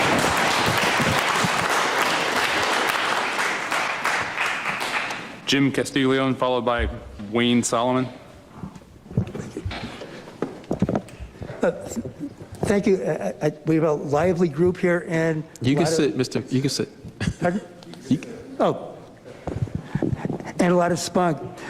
However, I think that the timing is wrong, and the communication in this community is just off kilter. This meeting should be held in April, May, June, some other time, because the real question is first, who's going to pay for it? We've heard all these things about how wonderful the Pegulas are.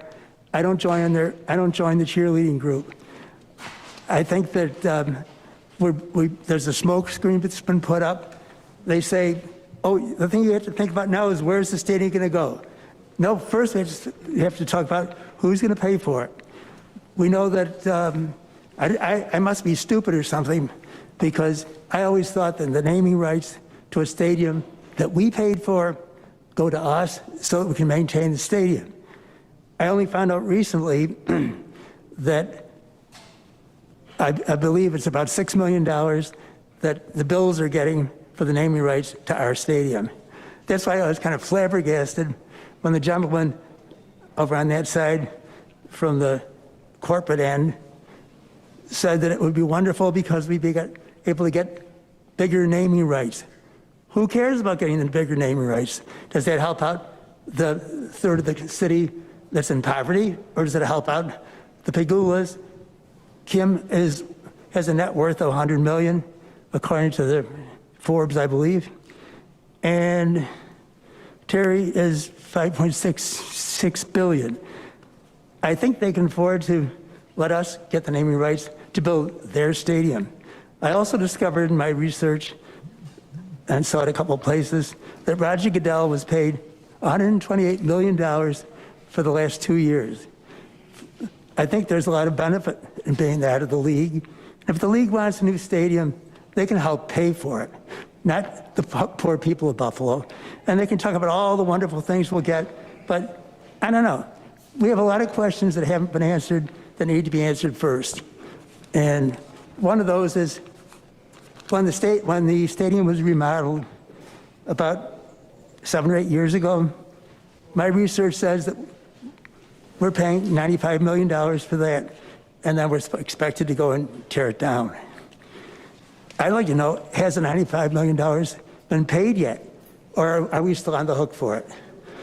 And how long will we be on the hook if we build this probably $2, $3, $4 billion stadium? Will our children be paying for it, our grandchildren, or will we? Maybe we should really be like Can you wind it up? Can you wind it up, sir? Okay, what I wanted to say is, here's an opportunity to really do something for the city. We talked about getting money and bringing in money. Why don't we just say, okay, if you want to take your team, take it, and we'll get together with all the other teams that have had their teams torn out of town and form a new league called the Justice League, and then we can get the money. Can you imagine how many people would like to say, that's my team? It's not our team, it's the Bigulas team, and we're paying money to use it. Why not say, this is our team, and we can all buy shares in it, and the state can put the money into something that's going to make money for us, and not just for the big businessmen. I'm sorry I have to leave early, but my grandson needs to get his homework done. Thank you. I wish you'd really think about it. Wayne Solomon, followed by Howard Johnson. They're making zills, and zillions, not zills. If anybody wants to give some comments and we'll try to put something together, I have an email address, We got you. Thank you, sir.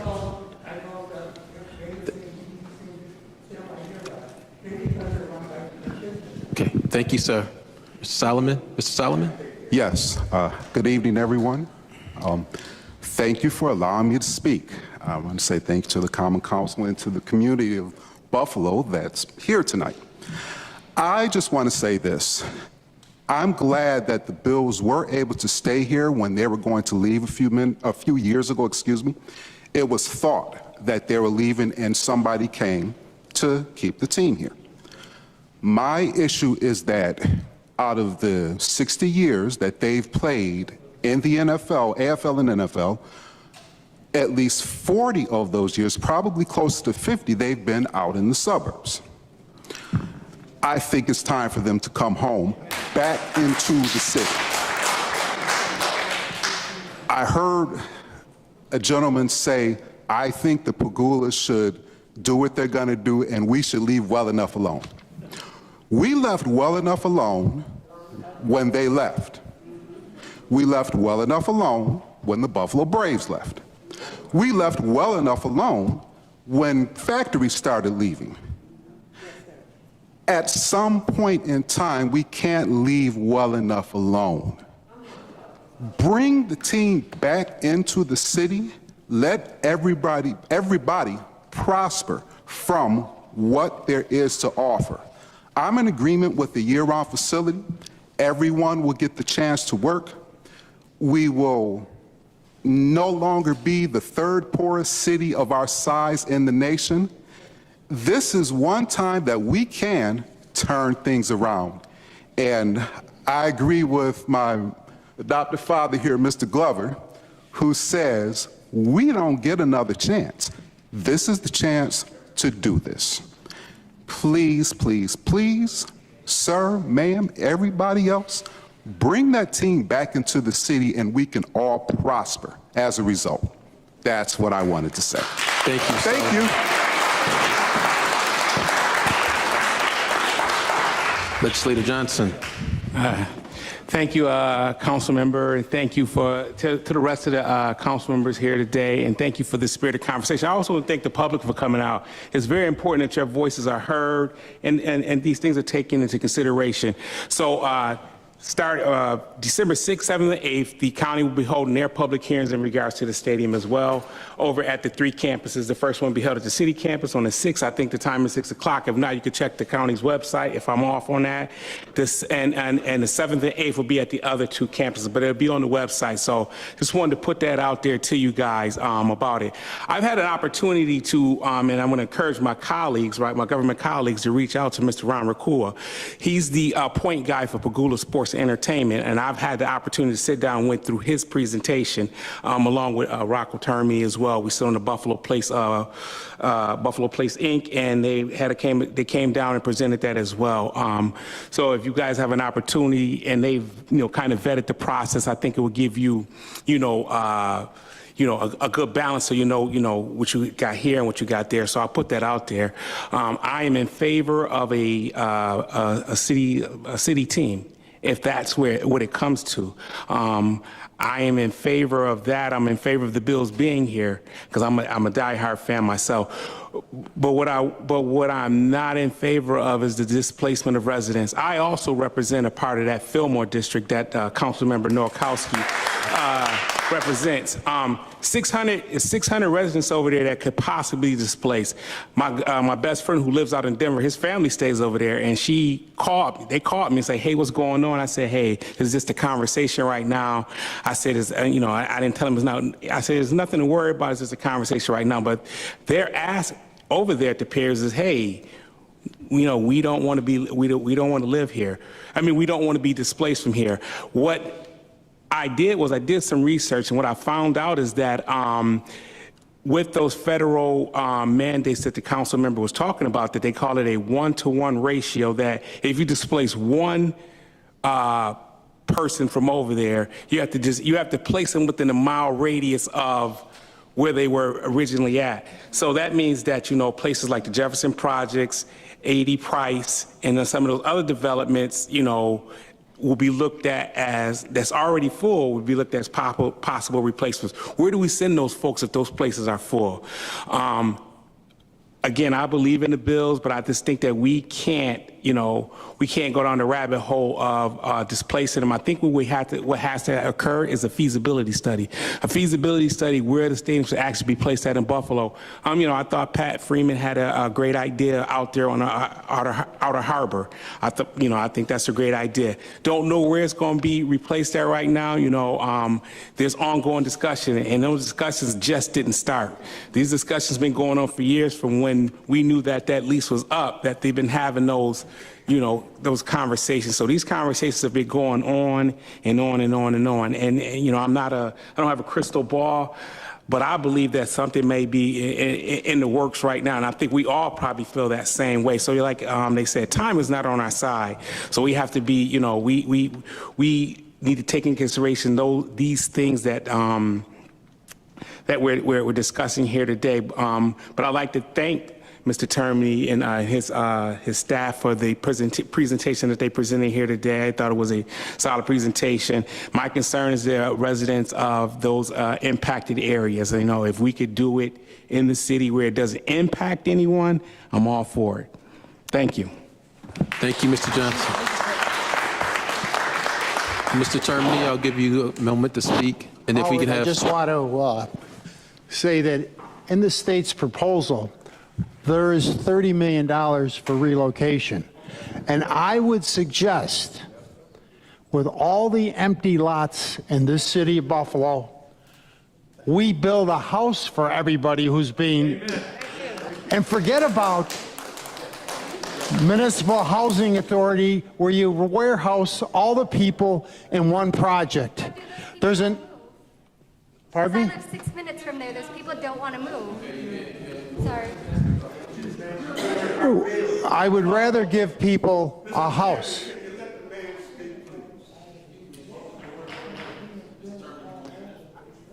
My suggestion is to give people a house instead of creating another project. We have never learned that projects don't work, just like we haven't learned that you need a stadium in the city of Buffalo. Next person. Gregory Glover, followed by Renato G. No, Gregory, Mr. Glover spoke already. No, this is another Glover. Oh, another Glover? Okay, I'm sorry, excuse me. No relation. There's Glovers in the building, all right. And then who's the next person on the other side? After Mr. Glover, it's Renato G.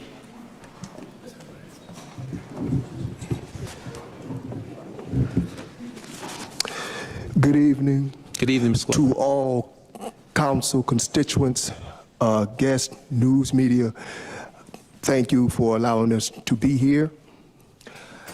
I would like to say something real simple.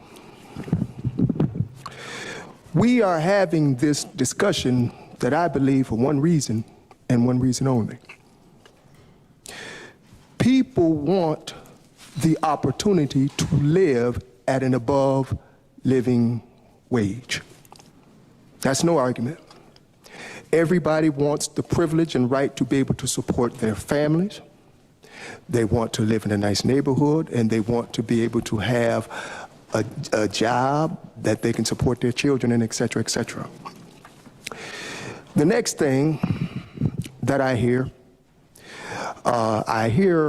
displacement. People are focused on displacement. But what about the land that we pay for that you can't live on? It is a brownfield. Now, I want us to think about that for a minute.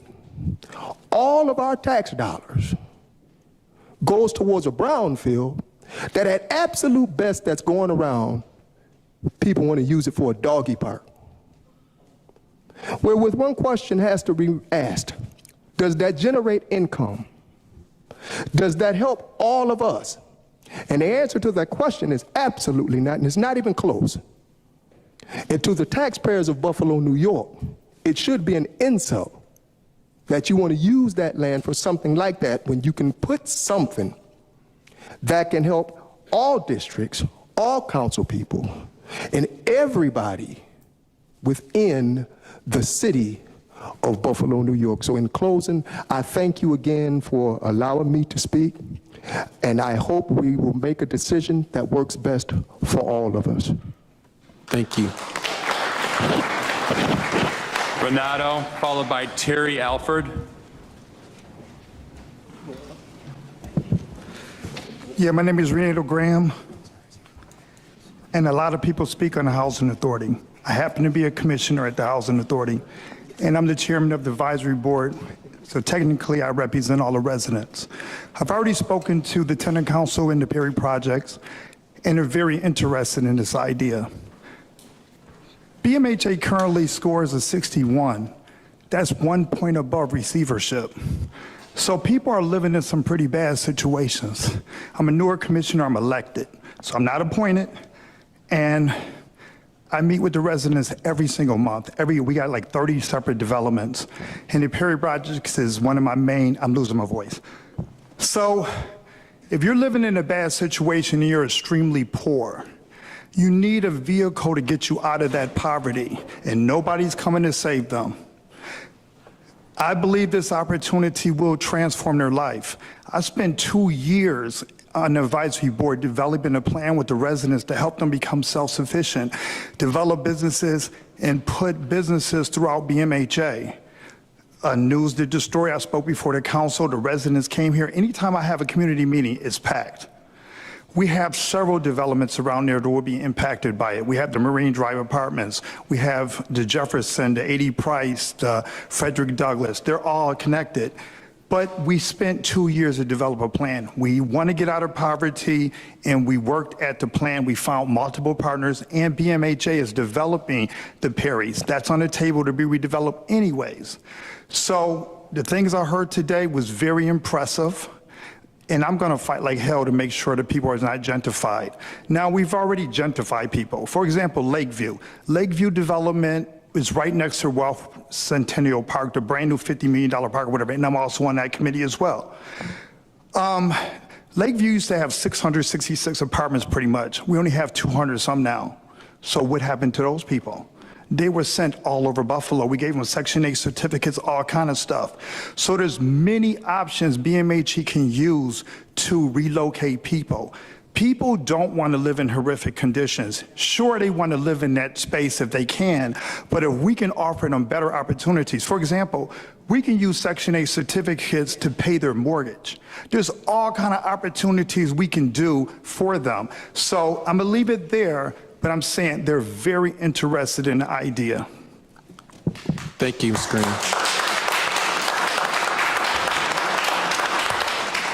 Terry Alford, followed by Ryan Miller.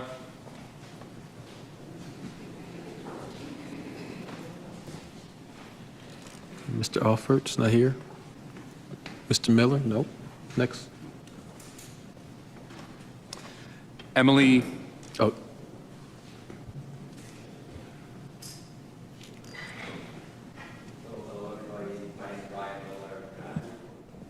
Thank you. Ex-goalie, current Bills in Buffalo champion. So yes, I am a physician in the community. I work at Jericho Road on the west side. Primarily, I'm also, sometimes at their Broadway location on the east side. And I take care of patients at Buffalo General from, all over the city. And so when I heard what was happening in August with the Pagulas having this proposal to move forward in Orchard Park, I was really beside myself, just thinking of what could have been or what still could be in Buffalo if we put the stadium in the city. We're talking about a project that they say Orchard Park 1.4 billion. They say in the city 1.8, maybe 2.1 if you put a roof on it. On average, across all of the NFL stadiums, you're looking at about 60% of that funding is coming from the public. So you apply that to this situation, you're talking $800 million to $1 billion of our money is going to be spent to build a football stadium. And I think it is absolutely imperative that we see as taxpayers tangible benefit from that money besides just preventing our team from relocating to another city.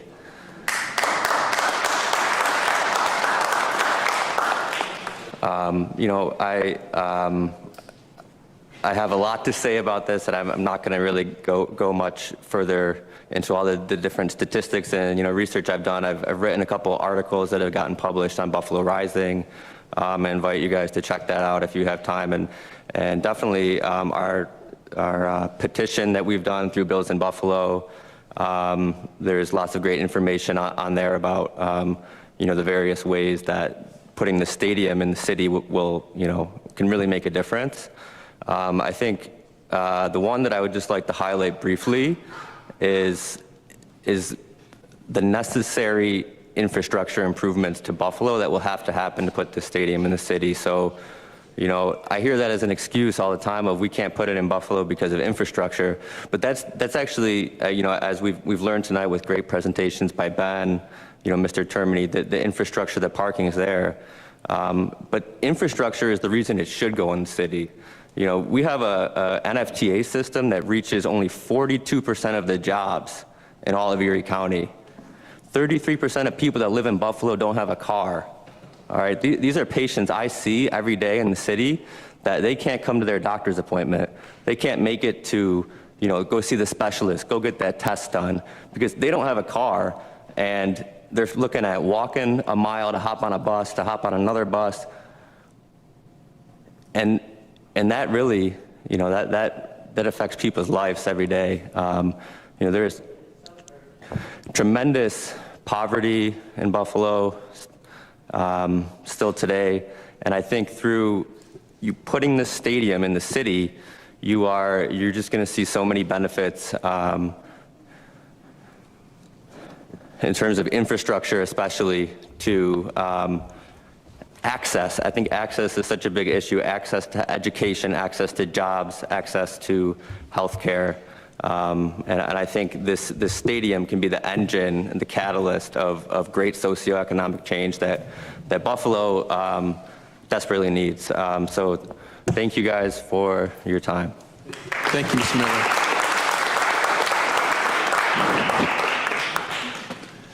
Emily Vizzo, followed by Marcus Costello.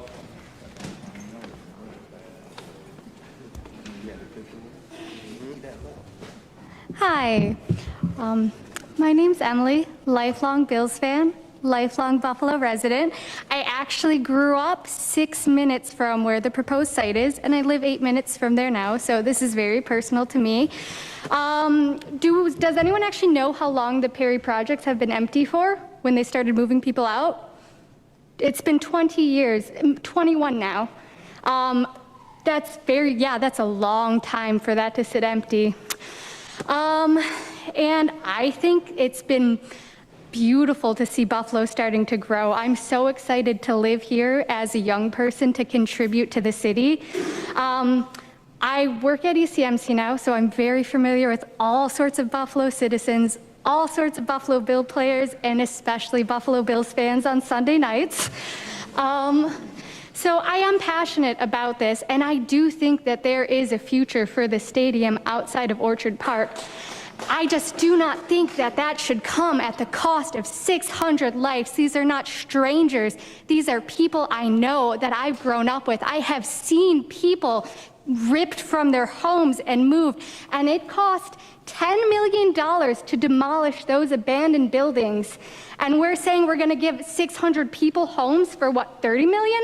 It's impractical, and it's just not going to happen. You're right, the conditions at those housings are terrible, and the people deserve so much better, but my concern is we cannot bring the boys home at the expense of the people who are already there. It's their homes too, it's our homes.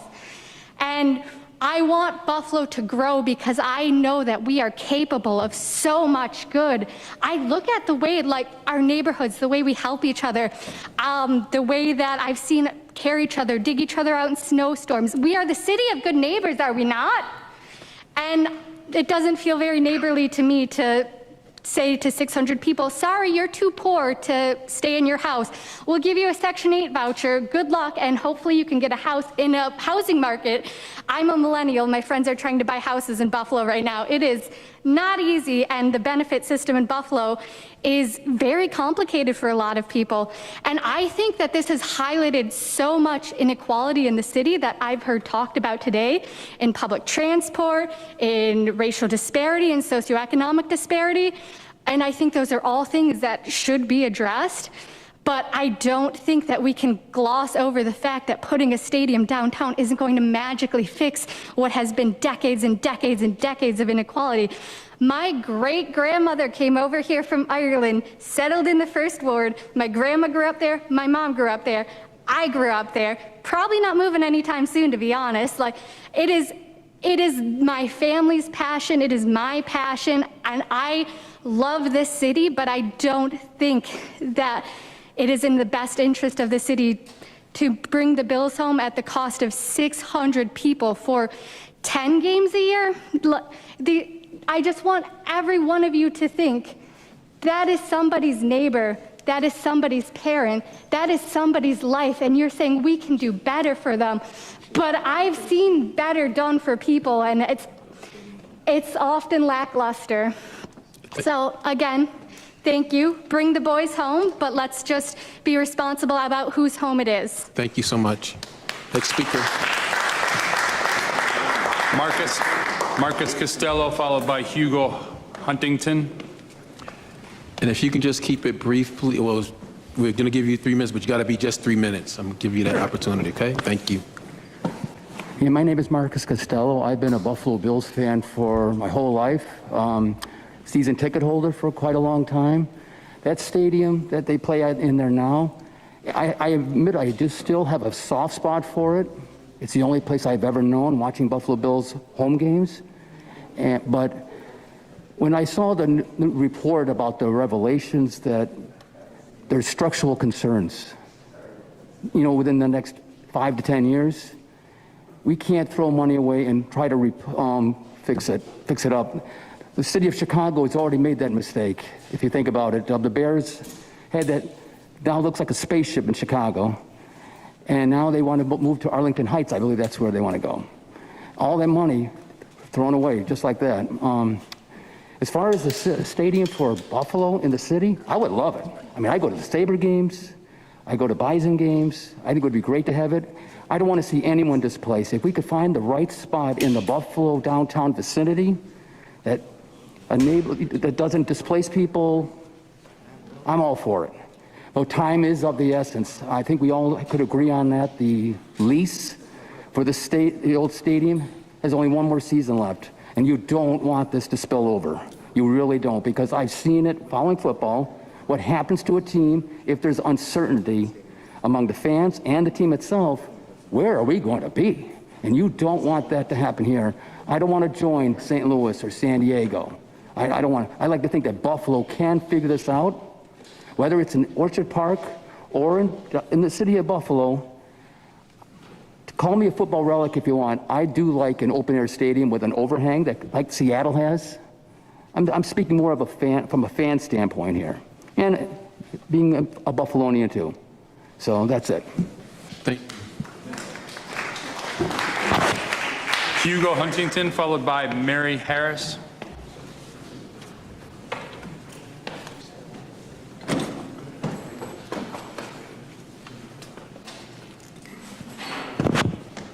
How y'all doing? Good.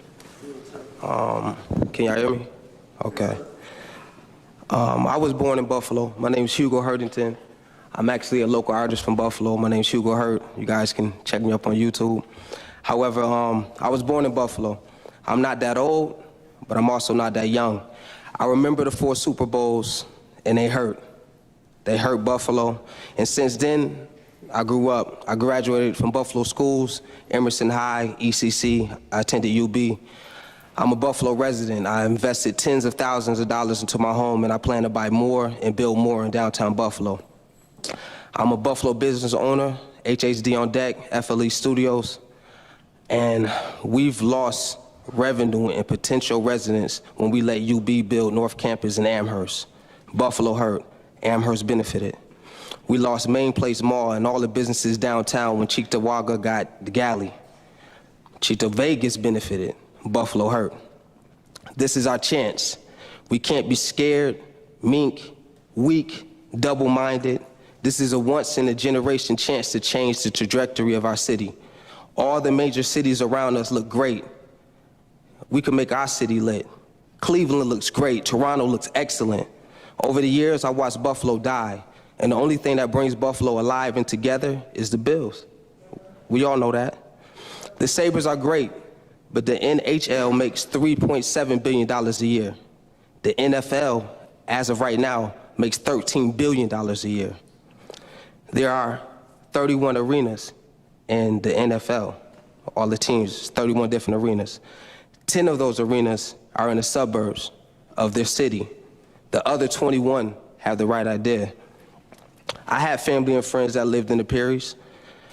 And with all due respect, those old projects and them dated houses on South Park ain't doing anybody no good, respectfully.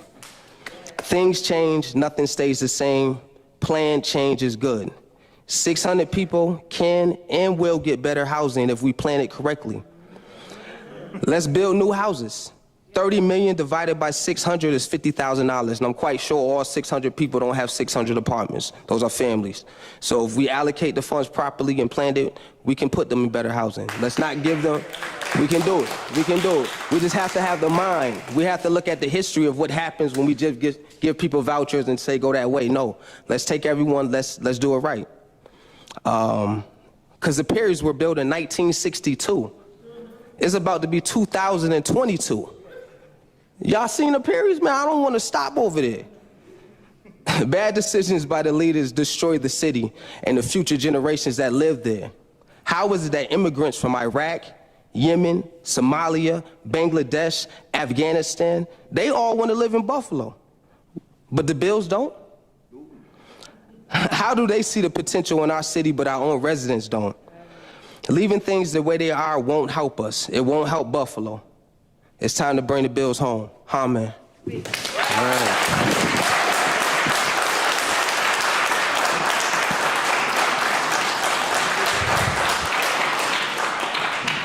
Mary Harris, followed by Andres Victoria.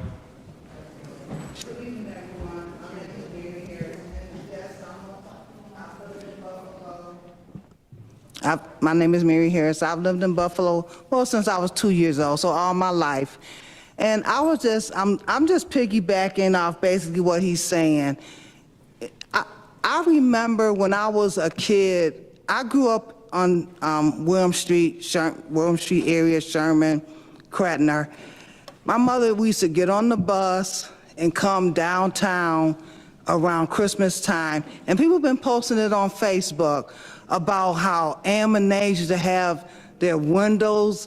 I mean, we used to come downtown, and downtown was so lit up, just beautiful, just so much going on. And to me, it's just like Buffalo is just dying. And so when I heard that they want to move the Bills Stadium downtown, to me it was like, oh, that's just going to bring downtown back to life. Because they're trying to bring downtown back. They got the canal side, and they put the casino. And I mean, I go downtown, they got all these nice hotels and nice 716, all these nice restaurants. I mean, but they could benefit more if the Bills were in Buffalo. I mean, I'm just thinking about the revenue. So people, I mean, just like they're saying, okay, so it's in Orchard Park, but I mean, who's getting anything from it if it's in Orchard Park? Just the people that live in Orchard Park? But if it's in Buffalo, it's gonna be Orchard Park, Buffalo, Hamburg, West Seneca, all these, Niagara Falls, everybody's gonna benefit if it's in the city of Buffalo. And I'm not going to go on and on because a lot of people brought up really good points. But to me, I just thought, when I heard it, I just thought it was just a beautiful idea because it took me back to the older days when Ammonades, we used to just go down there just to look at the Ammonades window, sit at the counter at Woolworth's counter and eat hot dog. I mean, to me, it just seemed like it was just going to bring bring downtown back to life and help the city of Buffalo. Thank you, Ms. Harris. Thank you. I think you're our last speaker. If there was anybody else that wanted to speak, I'll let one more person speak. Miss Betty, we got, what's that? How many, hold up, just raise your hand. How many more people are speaking? 1, 2, 3, okay. Miss Betty Jean Grant? It's Andres Victoria next. Miss who? Andres Victoria. Andres Victoria. Right here. Good evening, Buffalo. Thank you, council members, and any developers here. Thank you for being a part of the constituent discussions that are happening this evening. I'm not going to go too deep because, one, I'm getting a little hungry, and second of all, I know other people want to speak. So I'm going to just say that I agree with a lot of what the majority is saying here. And it looks like we want the Buffalo Bills to play in Buffalo. That's quite evident, right? So I think it's only evident that once tonight ends, everyone, that we really keep this moving forward as a grassroots movement, and we don't just go to our council members about this. We should talk to our state assembly because they're a part of this. We should talk to Erie County because they're a part of this.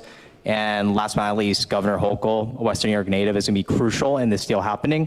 So whether you're in supporting of a certain location downtown, one over the other, let's just keep these conversations going because at the end of the day, this is our city. They are the Buffalo Bills. And as one gentleman said to my left earlier today, kicking the can down the road only gets you so far and it catches up. It sure as hell is catching up right now. And this is a moment in history I don't want to pass on. I don't think anyone else wants to pass on. One little tidbit I want to put into perspective right now is a few days ago, I believe the NFL is having a conference with the Bagulas and ownerships, their typical yearly meetings. One of their spokespersons said that there's some noise out there in Buffalo that are coming from uninformed people about unproductive discussions. Essentially, to quote them, they don't think our opinions matter. I'm sorry, but as a constituent in Buffalo rooting for the Bills, it's just like everyone here, I think our opinion does matter, especially for taxpayer money is going towards it. So if I would recommend to everyone to, let's just show the Pagulas, the shareholders, anyone who disagrees with this, that this is not just noise. This impacts our lives. It impacts our community and culture. I live downtown. I see the beautiful energy that comes during the baseball season, hockey season when the Sabres are playing and the Bisons. It's electrifying. It makes me feel like I'm part of a great city with warm people. I mean, again, we are the city of good neighbors. We're a sports town. it would be very disappointing and kind of depressing to think that we would pass up on such an opportunity that's presented us tonight. So I just urge everyone that we are in agreement. I think a downtown stadium is the most efficient model. I think it makes the most sense economically. I think it also makes sense for equity. And again, with the new infrastructure bill coming through Congress, we can really do a good perspective of infrastructure change. So I just recommend everyone, please continue the conversations, your family, your friends, your stakeholders, the governor's office. Let's not let this end tonight or the meetings in December of Erie County and then it's gone, we go to Christmas and we kind of forget about it and oh, it's in Orchard Park. This can really change the trajectory of Buffalo. Being a young professional and going to other cities like we mentioned, Cleveland, Pittsburgh, Detroit, it's beautiful to see the revitalization that's going on down there, other Rust Belt cities. I don't want Buffalo to fall behind. This is our time, Buffalo. We can really make a difference. Thank you. Thank you. Councilor Grant. Good evening. Good evening. Councilman Rashid White, I want to thank you for this very important meeting. This is so important. I'm glad to see that most people here believe that the stadium belongs in Buffalo. I know that it belongs here. I was around when it was decided it was going to go to Lancaster. It was voted to go to Lancaster, but somehow it wound up in Orchard Park. We were not part of that decision. But I hear that if we put it in Buffalo, there's the economic factor you got to be considered. Don't forget, how many times you use in Orchard Park? 15 times a year? Billions of dollars for 15 times a year. If it were in the city of Buffalo, whether it's the Perry area or whether it's the Central Terminal area or the Outer Harbor, I believe it belongs in Buffalo. Because like Rocco said, those individuals in Perry projects, public housing should be temporary. It should not be a permanent fixture or life decision. Perry project should be a place where people can stay until they get on their feet. And what better way of using those Section 8 subsidies to pay a mortgage, which you can, not just rent, you can pay a mortgage, and to build a house on one of those many, many vacant lots that's all over the city of Buffalo, including your district, University District. We could take care of that. If we build in Buffalo, we're going to make sure that the city of Buffalo honors the Section 3 contract compliance agreement. We can make sure the minority contractors, minority enterprise are working. We're going to make sure that we have not only the housing, but we have people working. And they are working. If building near the Perry project, guess who the first person has to be hired according to federal law? Those within public housing. And then you go out into the neighborhood. So we can have the economic benefit of it being in Buffalo. We could have people working, getting a nice place to stay, because we don't want to live in public housing all our lives. We don't want to be dedicated as we cannot do any better. And then community benefit agreement. We can have where we can have community centers, and we can have a dome stadium. So more than 15 days a year, we can have concerts. We can have conventions. We can have people vying to come to Buffalo. There are many events that happen that we can't utilize because we don't have a place big enough. The convention center that's on Franklin is landlocked. What better place to have a dome stadium and a convention center and a community benefit agreement, and to take people out of public housing and put them in their own homes and hire them to work. To me, that's a win, win, win, win situation. Right. Thank you very much. Thank you, Ms. Grant. And I just want to say before we go to the next speaker, you know, I think the council, when we started having this conversation, was about those who may possibly be displaced. But sometimes we focus on that and we don't focus on the big picture. We don't focus on the other things that can help those folks. Because I said, and I talked to some of my colleagues, why not give the residents incentives? Why can't they have the same type of benefits that we give developers? And so I totally agree that they should be able to benefit, and it won't be $40 million or $100 million, but it will be something significant that can be life-changing. Again, Mr. Jamal, when we first had this conversation, said to me, they should get better. He never said they should get something just this place. He said they should get better. So I definitely agree with that. Next speaker. Chanel Good, followed by Joseph Allen. Welcome. In the interest of time, most of the speakers members have covered what I was going to say, so I will refer my comments to a future forum. Thank you.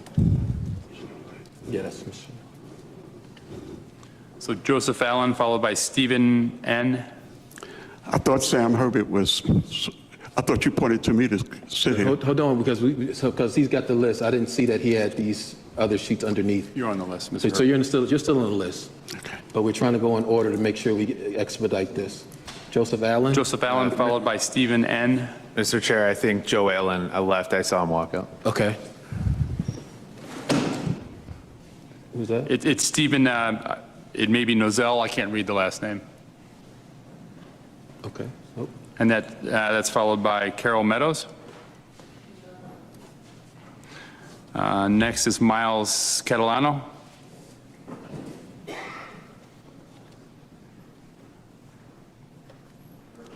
Who's the next person after that? Followed by John Ryan. I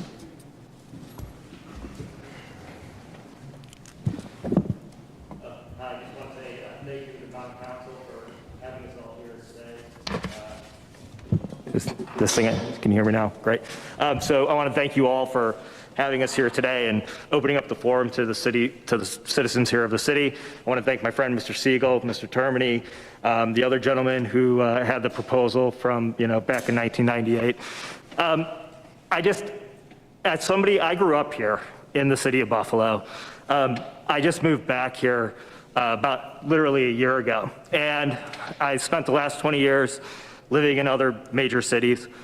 And it's been exciting to be back here, even during sort of the pandemic, to sort of see and feel the energy around the city. This is a city that is on the up and up.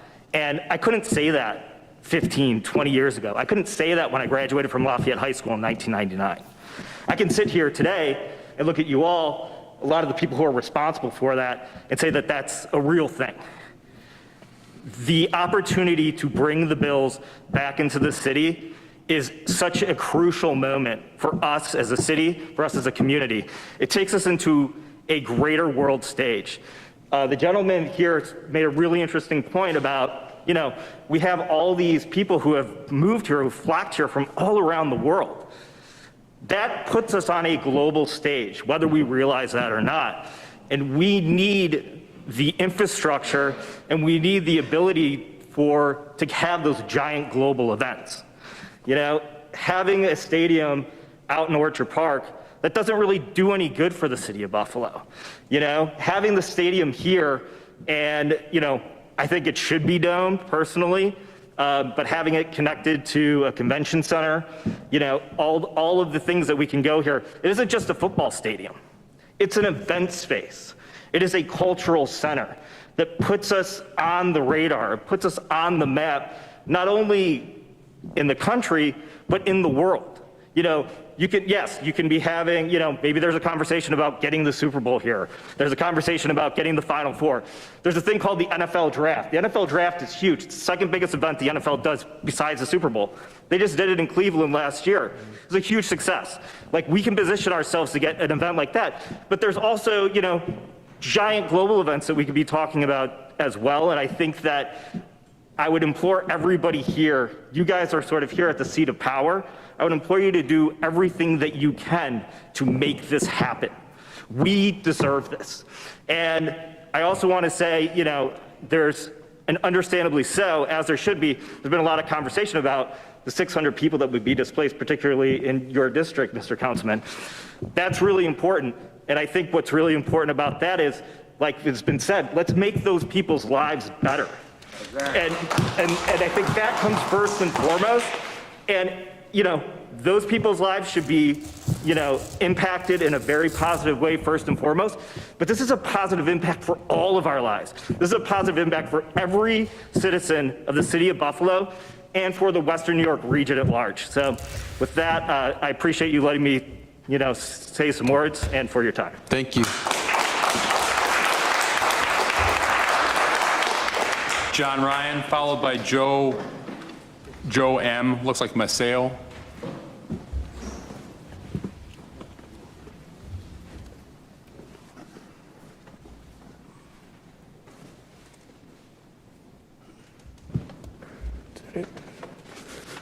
Hi, thanks for having us tonight. It's much appreciated. I'm going to try not to repeat all the things that have already been said. Since the age of 5, which is a long time ago, I've seen more buildings come down in this city, and I've been part of rebuilding some of the bigger ones, the Harbor Center, the glass atrium across the street, the tower I've worked in many times, on and on, okay? Back in the 80s when I was an apprentice, I used to go to high school up the street, okay? So the city is, and I'm going to digress here and say, I live a mile from the current stadium right now. And to answer one question, I've been there since the late 70s. I haven't seen a damn bit of benefit from being there. I have no problem navigating the traffic. That doesn't bother me. The only benefit that I had was when the Super Bowl teams were playing, my daughter and I used to walk to the stadium. Not worth 50 years, okay? The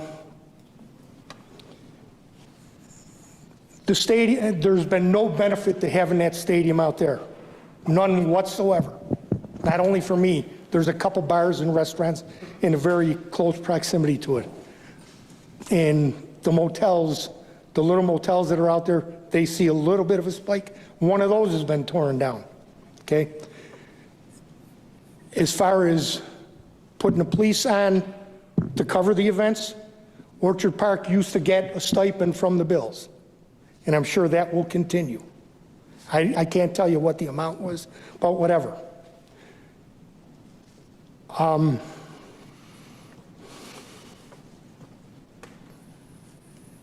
going to throw a curveball. Let me go infrastructure first here. Our infrastructure for where I'm proposing the stadium is there with the exception of coming from the south towns. And you'll understand why in a minute. Okay, Ohio Street Bridge, which is getting rebuilt right now. Just like the Peace Bridge where you go the arrows and the X's, use that the same way. Leave the other one going Gansett Street as two-way traffic all the time. Okay? So many people have talked about light rail. I've been pushing that. I'm the one that said from Washington Street to Main Street, between the Donovan Building and the freeway, that's where the train station should have gone, over the top of the tracks that you can look down at, okay? I've talked to people about when that didn't happen because it wasn't fancy enough, and I'm not going to mention politicians. I appreciate what they did to get things done in Buffalo, okay? But we don't need to spend millions and millions when we could spend a few million and have something really well. Remember, I'm in construction. Different than Mr. Termini is. Same thing, but at a different level, okay? We have, with the exception of a cross behind the water, where you pay your water bill in the city on Exchange Street, there's two sets of tracks coming in. One comes across Exchange Street and out towards Depew. The other one comes from the south towns and it goes to the back of the Buffalo News. That's how they used to get their paper. Not anymore. It hasn't been used in years. Right at the Hamburg Street over the high bridge there, coming downtown, put that X in there. Not a big deal. The second thing is connecting that $30 million mess that we have, nice building, but it's in the wrong location, to tie Amtrak into light rail. 750 feet maximum down Exchange Street. The trains, those trains back up, pull forward and back up. It's not like Amtrak where that was a problem, okay? Can you wrap that up almost? I'm trying to hit a lot of different things in rapid succession. Somebody talked about money and he wasn't for the stadium at all. Okay, look at what Ralph Wilson has given to this area. Stuff that otherwise wouldn't be addressed by state and federal money, and the city certainly doesn't have that money. So whether it got paid to the stadium or whether it got paid to these projects, it still benefits this community, okay? The only thing that I would, with what Ralph did, was his money came from the Buffalo Bills. I know he was from Detroit. I would have liked to have seen more of the money stay in Buffalo, but let's be grateful for what we got. Yeah. The last thing, and it kind of ties into transportation, all the infrastructure is there with the minor changes I just said about the Ohio Street Bridge and rapid transit coming in. The place that I would like to see it is where the Skyway comes over the river. You stand on Perry Street facing Pearl Street, okay? You're looking at 716, you're looking at the Donovan building a little bit to your left. Look at how much land is wasted with those piers holding up those three bridges. The one coming down to Delaware, the one making a loop alongside Mr. Jamal's building, and the one that I've nearly had 3 accidents in this year alone, where I come off the 190 to go to the Skyway. People coming up the ramp they're on their damn phones and whatever, okay, coming out of work. I would like to see the Skyway come down and the Marine Drive apartments. Sit where I'm telling you, on Perry Street, just up from Pearl, and look at how much land is there. Is there displacement? Yes, there's displacement. 5 years ago, the Marine Drive apartments, if I'm not mistaken, was going to cost more to rehab them than it would have cost to take them down. So I'm proposing 3 birds with 1 stone. Marine Drive apartments, the Skyway end, the end of the Skyway, leave it up as it comes across the river, put an elevator up, and use that for whatever. Okay. Okay? And the stadium downtown. Thank you. Thank you. Joe M., followed by Katrina Martin Bordeaux. Okay. Is the speaker on? Yeah. Okay. Thank you very much. I happen to live at Marine Drive, so I don't want to be displaced. So, or neither did the 1,200 other people. So thank you, Councilman Nowakowski. Councilman does more in his 1 or 2 years he's been there than the last 30 years. Congratulations. And thank all the councilmen for being here. I appreciate the public speaking. Now, I work with Pat Freeman. I worked with George Heziotis and Nick Stryzak when that stadium was proposed for the Outer Harbor. The Outer Harbor Stadium, which a lot of people don't realize, was all financed with private money. No state, no federal, no city, no county money at all. The Toy Museum in Rochester was part of it.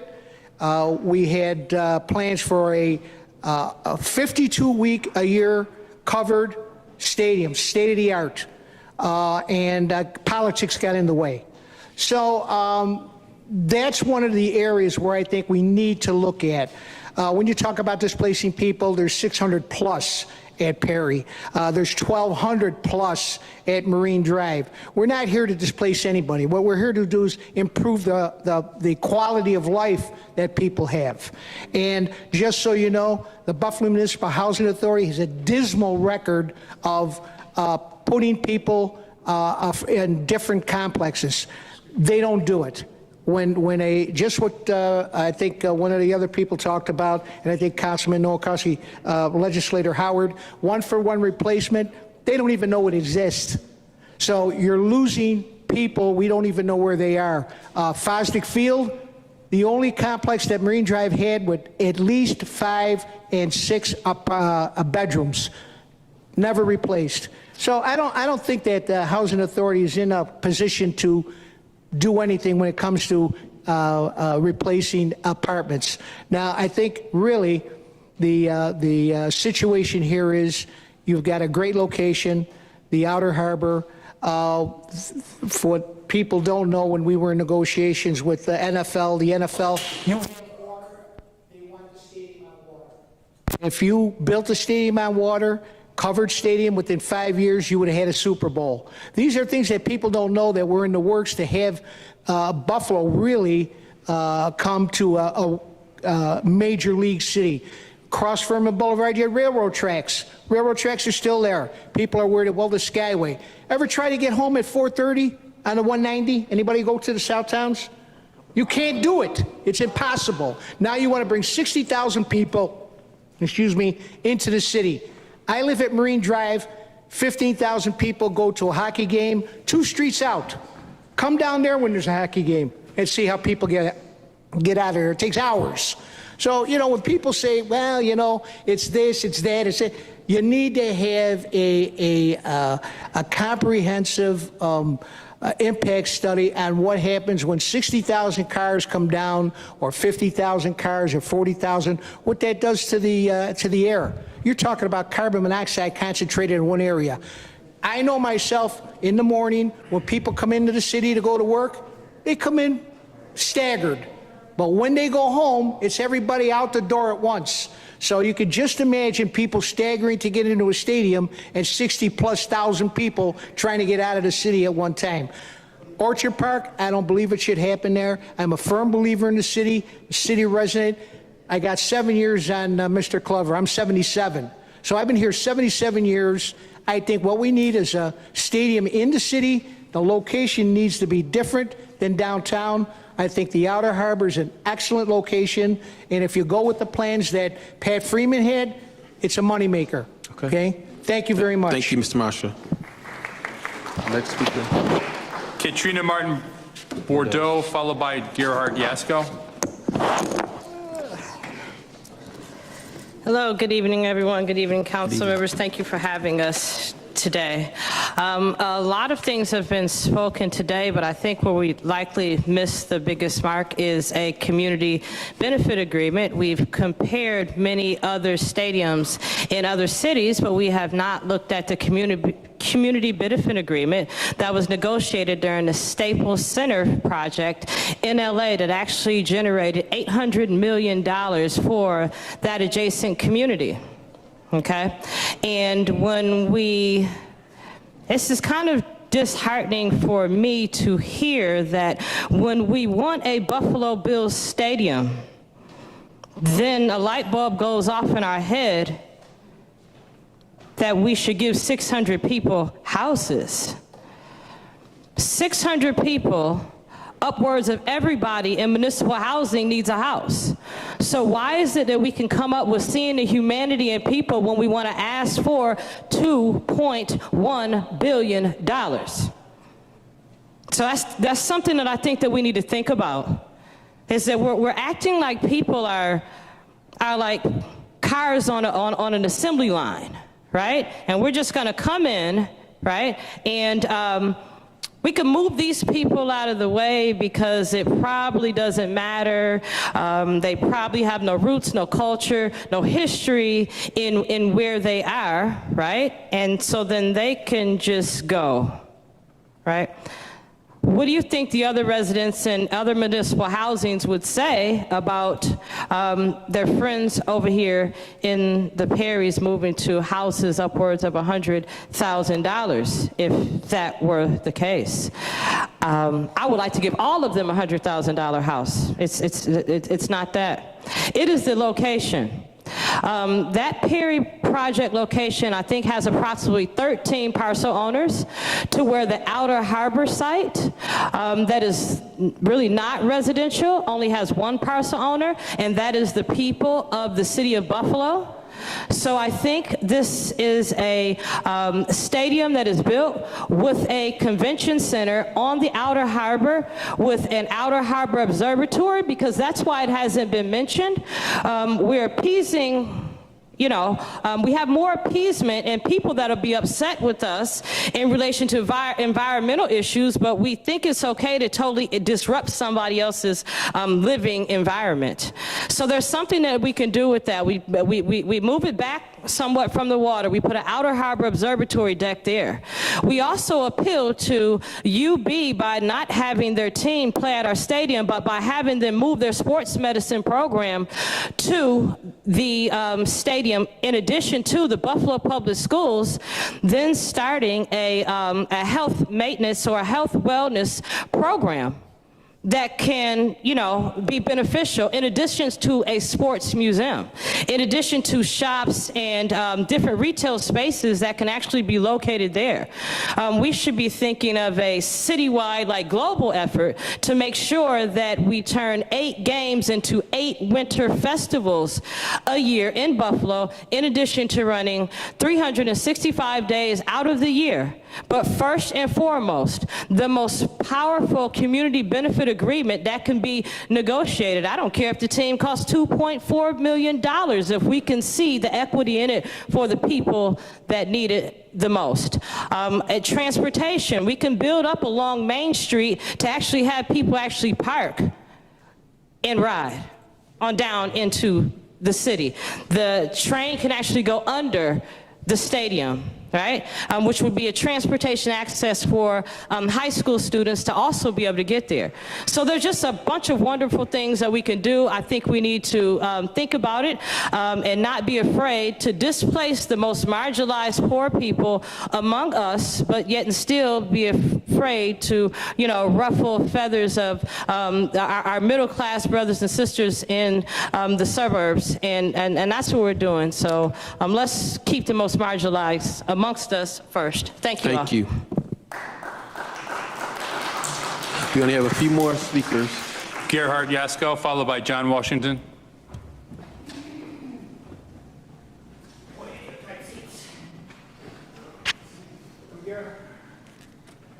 I'm Gerhard Yaskow, and I would like to first thank our chairman, Chairman Wyatt, for hosting this important, wonderful event this evening.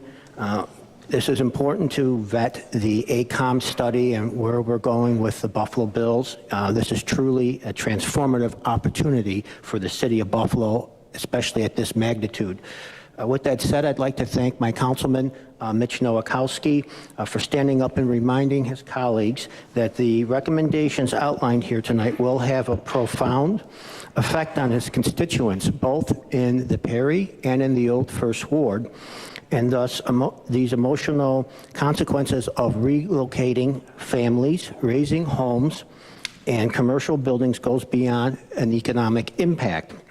With that said, recognizing that many Buffalonians, including myself, would love to see a Highmark Stadium located downtown Buffalo, the ACOM study being addressed here tonight is really opaque. I've taken a look at this 91-page document. Many vital questions remain unanswered. For example, will the respective tenant councils at Perry and BMHA will the management both agree to a relocation plan, the tenant councils in particular working with the management, and who's compensating who? For example, BMHA's replacement